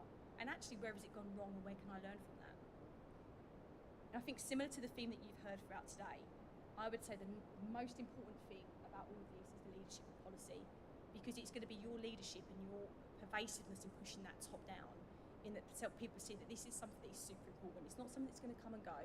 You've not got a junior member of staff who's really passionate about technology and they're going to come into a few, LT meetings, and actually they leave a year later and it all falls apart. It's got to be something that is led from the top, and that doesn't just include you as a leadership team, it also includes your governors, your trustees, your parents, and also the recognition that this is challenging and it is going to take 2, 3, 4 years. But it's because we want to do that methodical step change where technology does support what you do and it's evolution and not revolution. Because ripping it all up is where it becomes really hard and you fail, and it also becomes super expensive. And when it becomes expensive and you fail, you never want to try again. So that evolution part, taking your time, using tools like these that can help you with those common steps, really helps you set up for success. And of course, I'll just actually touch on the pedagogy part of this. This is not just, a serving platter for your classrooms. So you bring your plate out, which is your Teams, you put your pie and mash on top, which is your algebra learning. This is about how do you merge those together, because if it's not improving and embedded in what you're doing, is that an asset beyond using this? And that's a question mark above that. So it's about how do we build it into everything that you're trying to achieve, no matter what pupils are, what age they are, what stage they're at. How do we embed it in you as a classroom in your school system so that it makes sense and it gives you benefit? It doesn't just simply change today for tomorrow.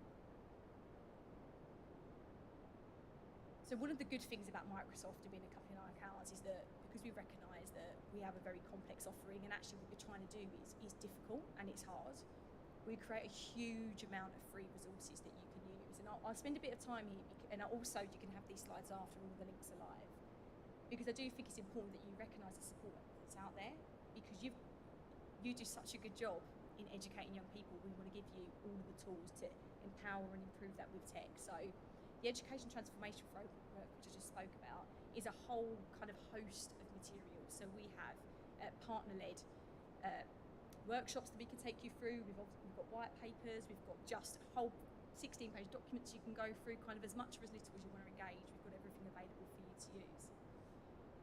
I'd also definitely direct you to Microsoft Learn, and if you are considering or you're already using Microsoft, this is where we have heaps of free online training, anything from an hour to longer kind of 5-6 hour sessions for you and for your teachers to use to really improve their competence and their confidence. And I always talk about those two words in tandem, because just knowing how to use a car doesn't mean you want to drive the M25, right, in rush hour. So it's about making sure that teachers can use it, but also that they want to, and that they feel like, oh, I've got this, I'm not going to be embarrassed by a 9-year-old when they can whiz around a bit better than I, which is an example I hear very often. So there's loads of stuff in there that you can use, and it's also where they start to build on their journey. If they want to become, or you want them to become part of the Microsoft Innovative Educator community, they start to build up all the programs there. Explore the digital future as resources for building digital skills in primary children. So there's, again, if you go to that link, there's a load of content, but there's also lesson plans, because just again, because you know how to use it. If you've not brought that into the classroom before, doesn't necessarily know you know how to build and structure something around it. So it's completely aligned to the English curriculum, and you can go down there and download everything that you need, as well as, again, we've got workshops available. So the education solutions will take you to everything Microsoft. You can peruse everything we've got there around education. The accessible and equitable learning, I would really encourage you, if you're looked at something, just to look there, because I do believe if you're using Microsoft today, there will undoubtedly be things in the stack that you could turn on your classroom tomorrow that will improve learning for all young people. So there is so much stuff that we can run into that is my number one spot. And then the last is all of our device workshops, and we see a lot of schools going down the road of 1-to-1, 1-to-2, depending on what their strategy might be. But having a device and using it effectively, having the right devices for the right young people, the right applications you might want to use, that's actually more complex than anything else, and that is going to be one of the biggest burdens on your finances. So getting that right from the off and understanding methodically how you build on that is really, really important. The device workshops will help you with that. So I'm conscious I'm at the end of a long and brilliant day, but I'll just bring you back to our mission statement one last time, which is we do really want to empower all educators and young people to achieve more. And yeah, I look forward to taking any questions in the Q&A if you have any. Thank you very much.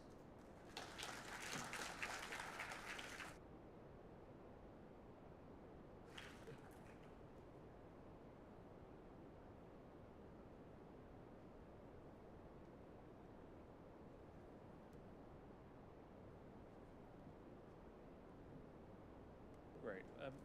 We're a few minutes ahead of schedule, so perhaps if we take a 5-minute break now and then return at 4 o'clock for the question and answer panel. So while you're away, have a quick, Stephen's gone,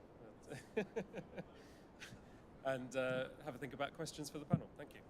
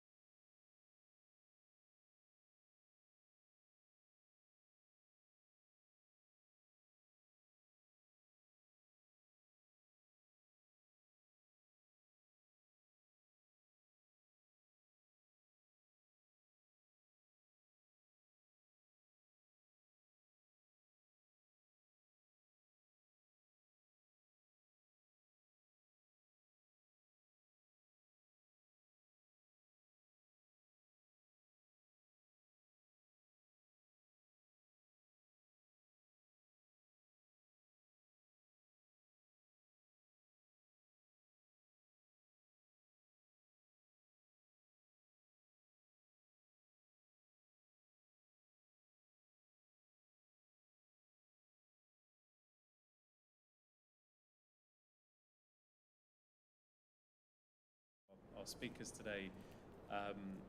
So there should be a roving microphone. Mr. Belcher has that over there. So if you'd like to raise your hand to ask a question, I don't know, Kath, is that a raised hand?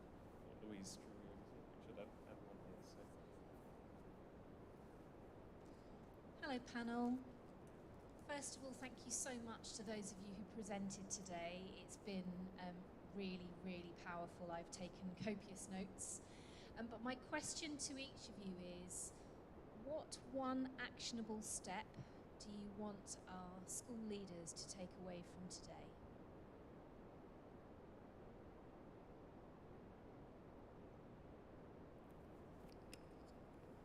All right, yeah. You just speak. Oh, yeah, great. I think I'd say, from my point of view, chairing the education board, is I hope this is the start of a dialogue.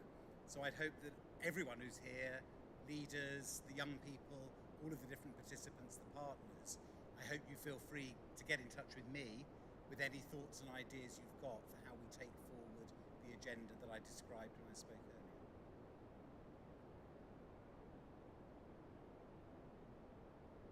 From my perspective, I would say I really do want every school to be the captains of their own destiny.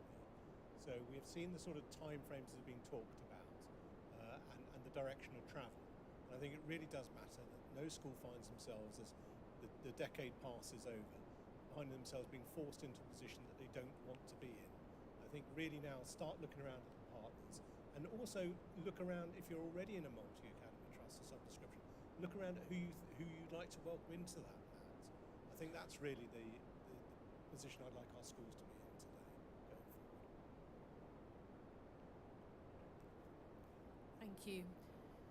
So for me, I'd like to ask, beg a favour for a continuation of the generosity, trust and kindness that's existed in the partnership.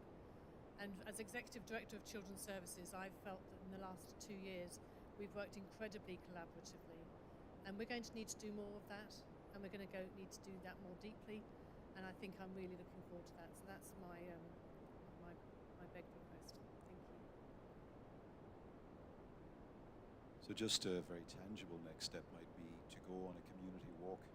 There's a little map, or not a map, a postcard I should say, which gives a little prompter as to one of many different ways that you could literally go out into the communities that are your neighbours and have a walk, be curious, make visible the invisible, and maybe invite the kids along, give them some throwaway cameras, go out and actually really highlight the assets that are in the communities of which, I guess, you're neighbours.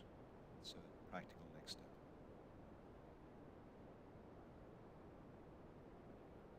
I think for me, Youth Voice has been really powerful today. I think there's a lot of really valuable information coming from our young people, both that spoke here today, but also from the videos we've seen as well. I think more work around how we can treat our young people like partners in this, and actually engage them in some of the decision making.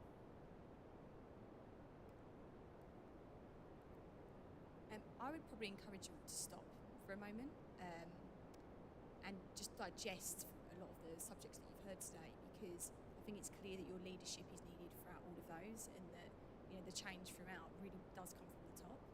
But depending on where you're at with each of your schools, there'll be different things that resonate at a different point in time, and you can't change it all. So I'd encourage you to sit and feel like what feels like the right next step for you out of all the topics that you've heard, and start from there.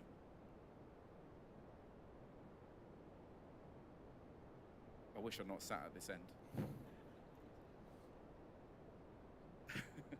I read a brilliant book a little while ago called Be More Pirate.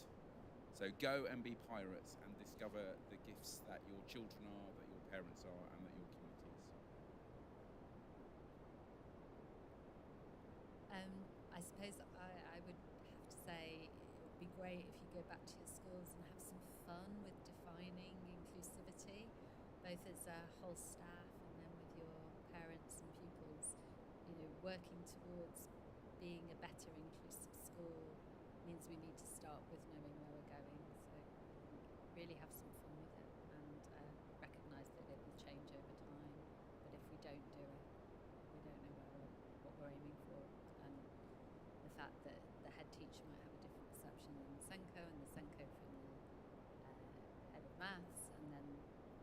parent in the room, and obviously, most importantly, as I've already said, the young people who've got such amazing views, strength of understanding in terms of what it means for them. So I think it could be fun, but it also could be really imperative to do defining exercise.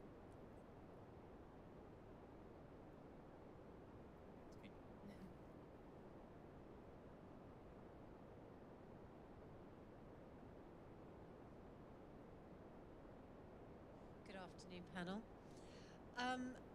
I was really interested, I think that really this question is to Cormac. I was really interested in the idea of not everything needs to be visible and making the invisible visible. But then what struck me in thinking that through was almost like there is a fine line, because what we don't want to do is to make everything too visible that it then becomes an institution in its own right. And just welcome your thoughts on that. It's a great observation. And I think it's the intention behind seeing what's there. One of my favorite poets, W.B. Yeats, says that the world is full of magical things waiting for our senses to grow sharper. But to what end? So we can extract from them, we can use or exploit them. Well, clearly that's not our intention. So our intention behind making the invisible visible is to make it valued in a way that's not extractive, but is liberating, and is also, I think importantly, opens up the possibility that people themselves can begin to define how they want to make those contributions, who they want to connect with, how they collaborate and collectivize some of the gifts which aren't always apparent even to the person who has them. So, for example, there are many people who do not have valued social roles, and how do we go to the edge of our societies, to the margins, and say to those people that you're welcome, and not alone that we want you to belong. We can't actually function as a community without you. You have a contribution. And I think that's what I meant really when I said let's make the invisible visible. But you're right to be cautious. Thank you. Other questions? Hi, panel.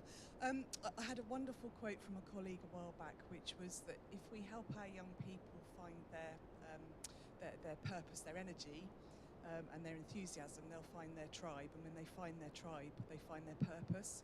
So I wondered what panel's thoughts are on helping some of our young people who are perhaps outside of our standard education system at the moment get into that space.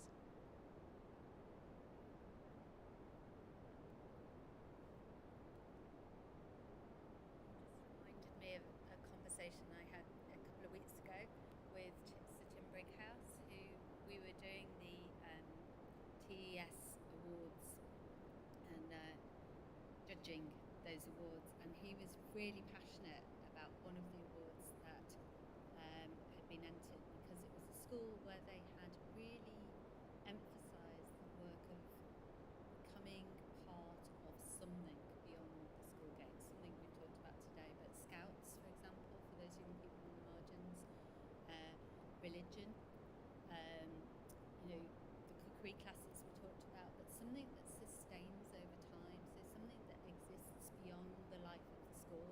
For many young people on the margins, I think that that's something they find very difficult sometimes to engage with, as you said, but actually it's not something that they can energy into things that then don't sustain beyond school, and actually we need something for them that they find that actually becomes part of their identity. St John Ambulance is a brilliant example of that. Cadets can be a really good example of that, but I think sometimes we don't give enough visibility, to use that word again, to some of those things so that young people can engage with them early on and then become part of. It's going back to that sense of Yeah, I'd probably add a bit to that. I think that's very wise. Like, my experience of doing youth work for a long time is that young people travel down relational paths. They don't travel by being passed and referred from one thing to another. So often my job, and actually this is still true in fostering actually, it was to be the connector. Do you know what I mean? To help a young person discover what they cared about, what they were passionate about, what they felt they were good at. Sometimes that takes a few goes, do you know what I mean, to work it out. So I've got a foster lad who lives with me, for example, who loves cooking. So he goes to a local youth club and he really enjoys contributing his cooking skills to that social environment. What the other part for that, I think, is that what these young people need is what I would describe as attuned adults to them.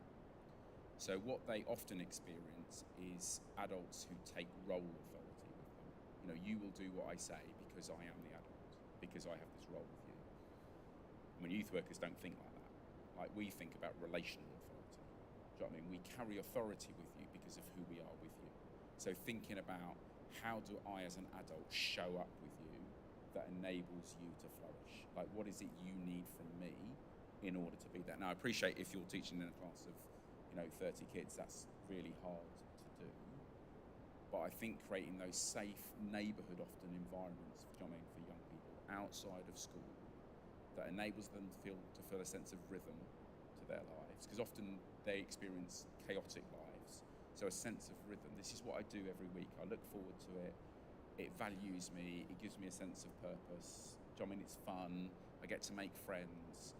All of that basic social stuff, what we would describe as associational life in a neighbourhood, and then them discovering the assets and resources that are actually in their neighbour to help them flourish, I think is part of the answer. So I hope, does that help a bit? Wow. Okay.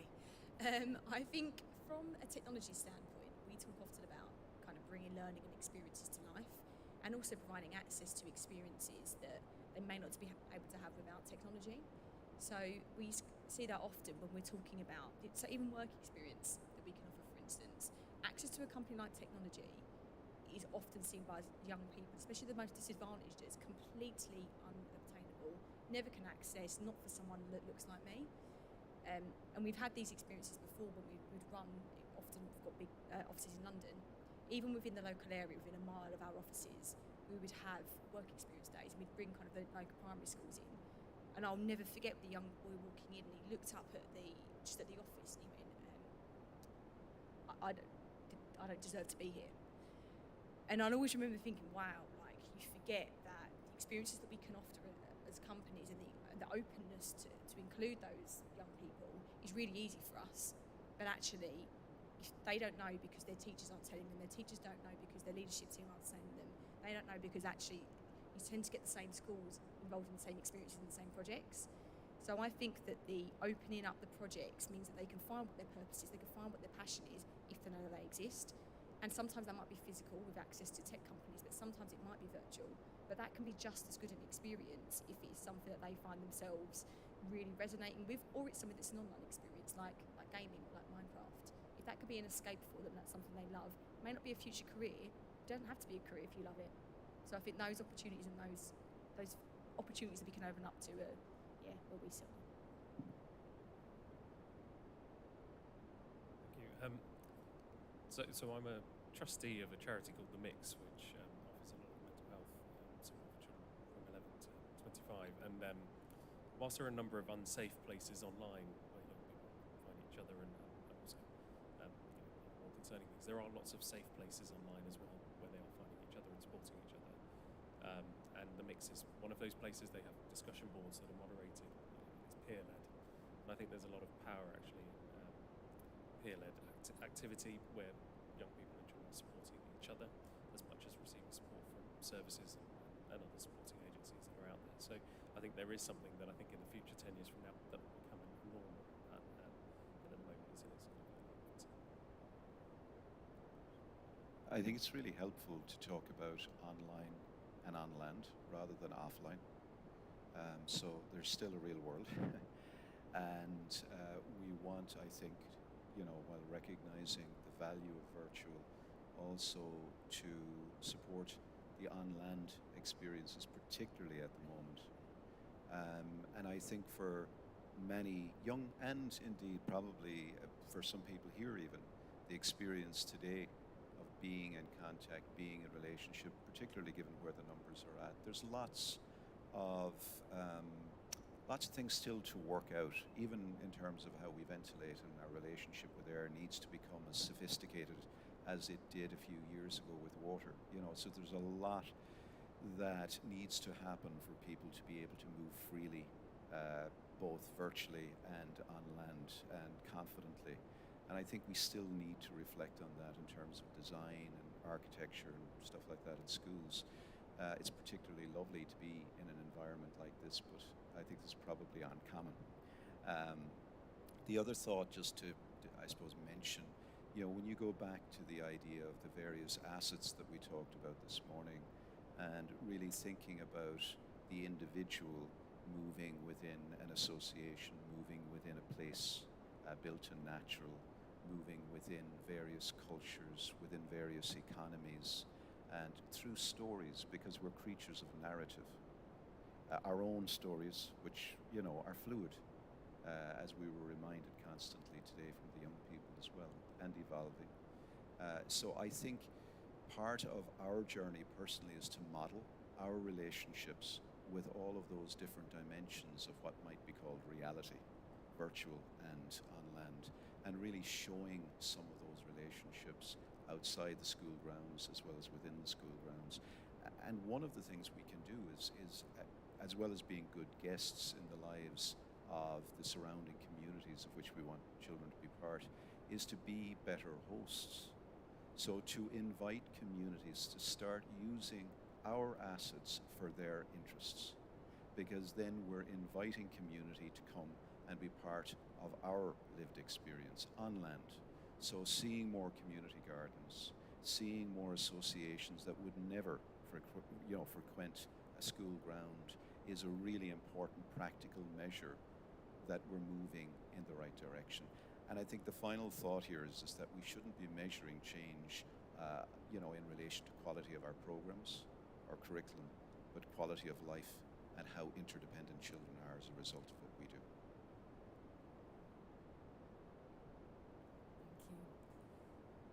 So I think for me, I just wanted to bring into the room things that young people have told us in recent times, which is actually that they are lonely. Sadly, the young people in Dorset have told us that their level of loneliness is greater than other people like them.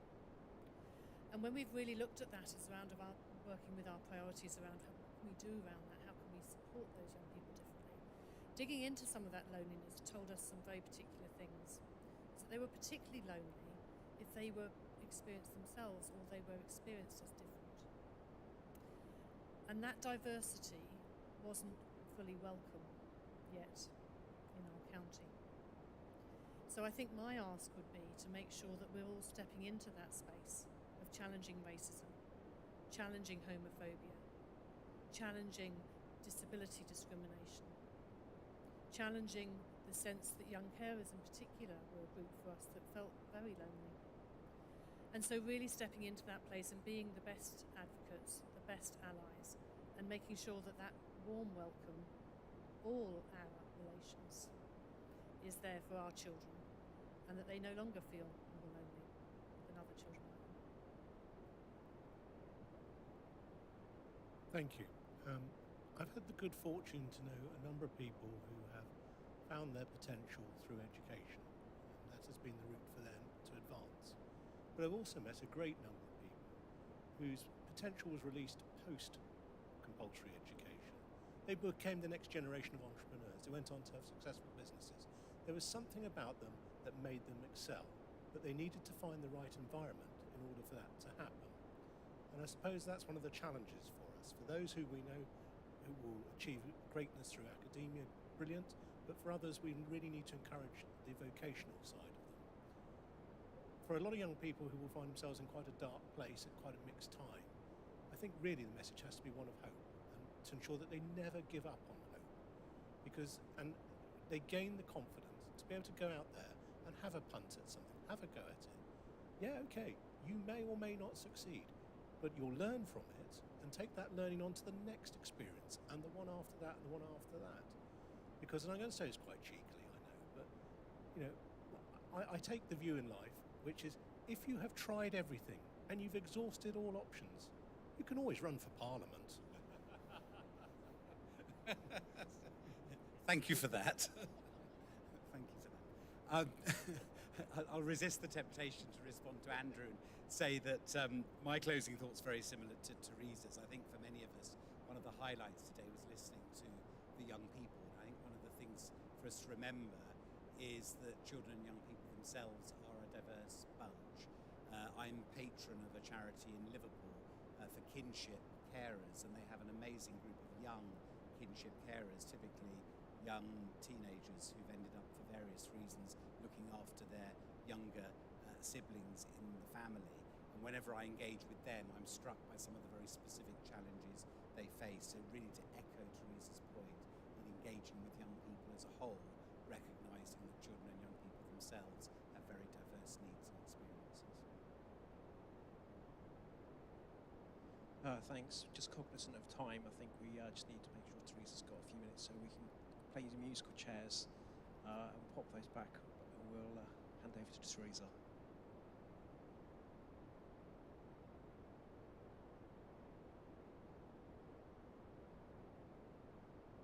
Backing band, I think. Yeah, that's right.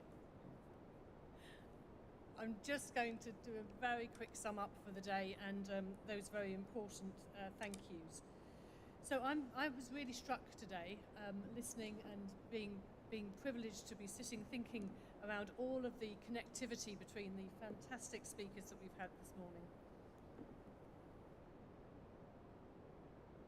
What I saw really clearly in the themes of today were those values, those shared values, that common purpose. That absolute reason why we're all here. The generosity, the system leadership. I'm sure you all noticed all of those things too. I also felt that actually there was so much that was at the very heart of how we're working as a Dorset system already. But I think it's incredibly important for us to know that this isn't here already. I think as some of the keynote speakers were noting was that actually it is here, because you can hear it in our children's voices, which is what's so entirely lovely around some of those videos. But first of all, I wanted to thank all of you for being here today, because actually the opportunity to get together, to be together, to really reflect together is an absolute gift, which we all now treasure, don't we, after the times we've been in. So thank you all for being here. I would like to again thank you, Andrew, and your team. Fantastic, fantastic location for us. Fantastic opportunity for us to be here. And to all of the team who have put this conference together. So I think we just have a quick round of applause for all of those colleagues.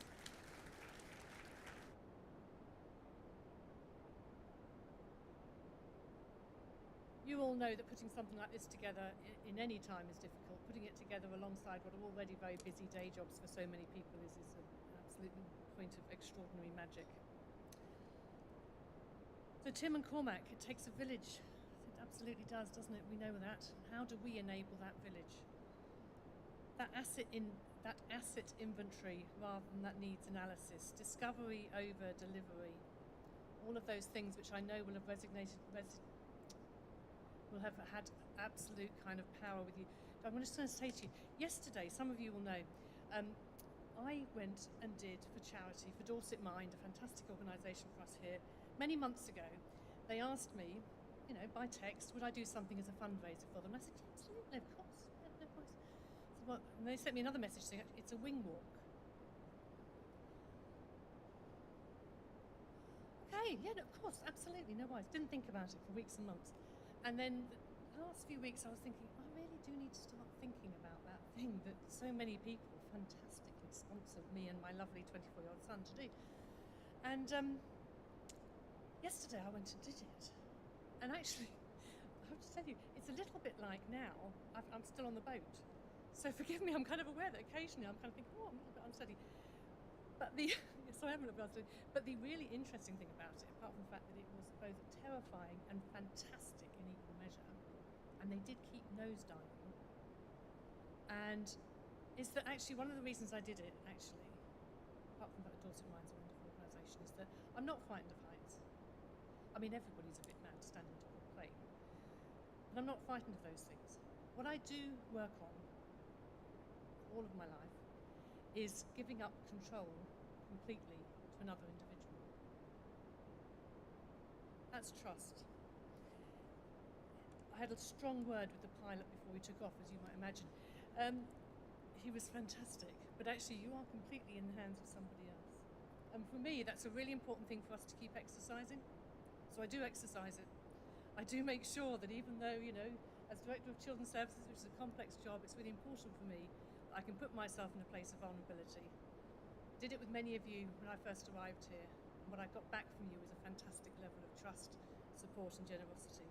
So when I hear today from Tim and Cormac that issue around how do we make sure that we believe people have capacity, it is about trusting that.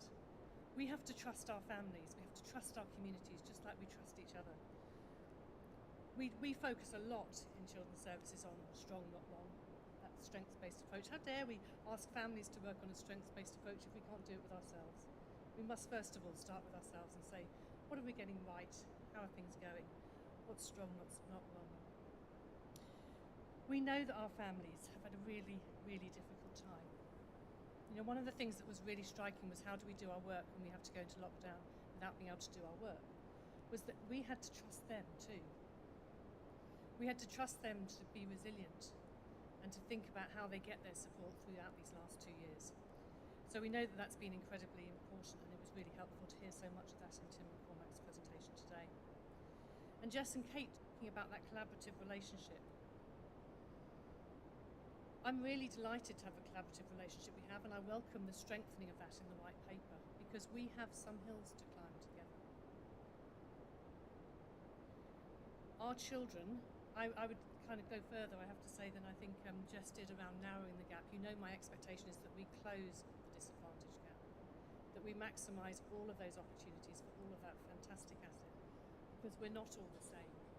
We are all thankfully different, and we need to make sure that all of those young people with increased levels of need can have their absolute opportunity and equity of outcome.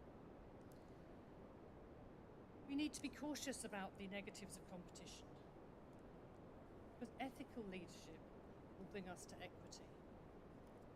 So the white paper does introduce some elements there which we need to be thoughtful and mindful about, and we will be together, I know that, because that absolute equity is what we're looking for.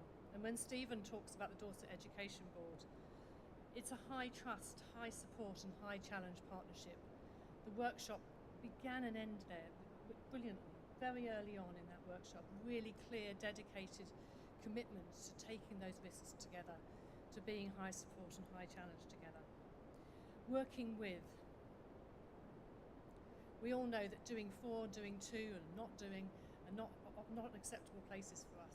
It's about absolutely coming alongside, working with, to deliver that quality, equity and inclusion.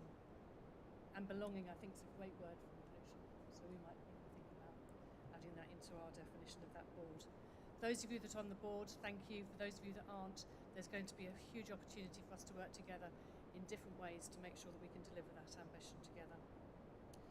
Margaret, the talk of structural exclusion was fantastic, really, really engaging around how we can do things. There were so many takeaways in everybody's presentation today, I think, about things that we could do and activate now, which is just so fabulous.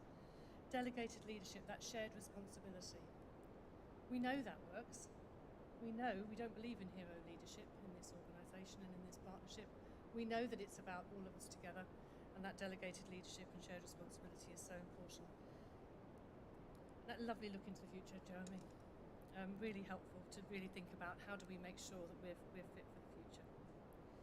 But of course, I'm going to end with our finally thanks to our fabulous children and young people. Pageant Productions, thank you for a great film. Just lovely, capturing those fantastic, energetic and joyful and straightforward and unguarded voices of our children, really talking in lovely open ways, but also a huge amount of consistency in what they were saying, which is also so helpful. And then our young people's voice, talking around life skills, wanting to have that flexibility, reminding us the Make Your Mark campaign being so important, and asking us to be with them where they are, and believe in their capacity as you believe in your own, and let's together focus on what's strong, not what's wrong. Thank you for being here.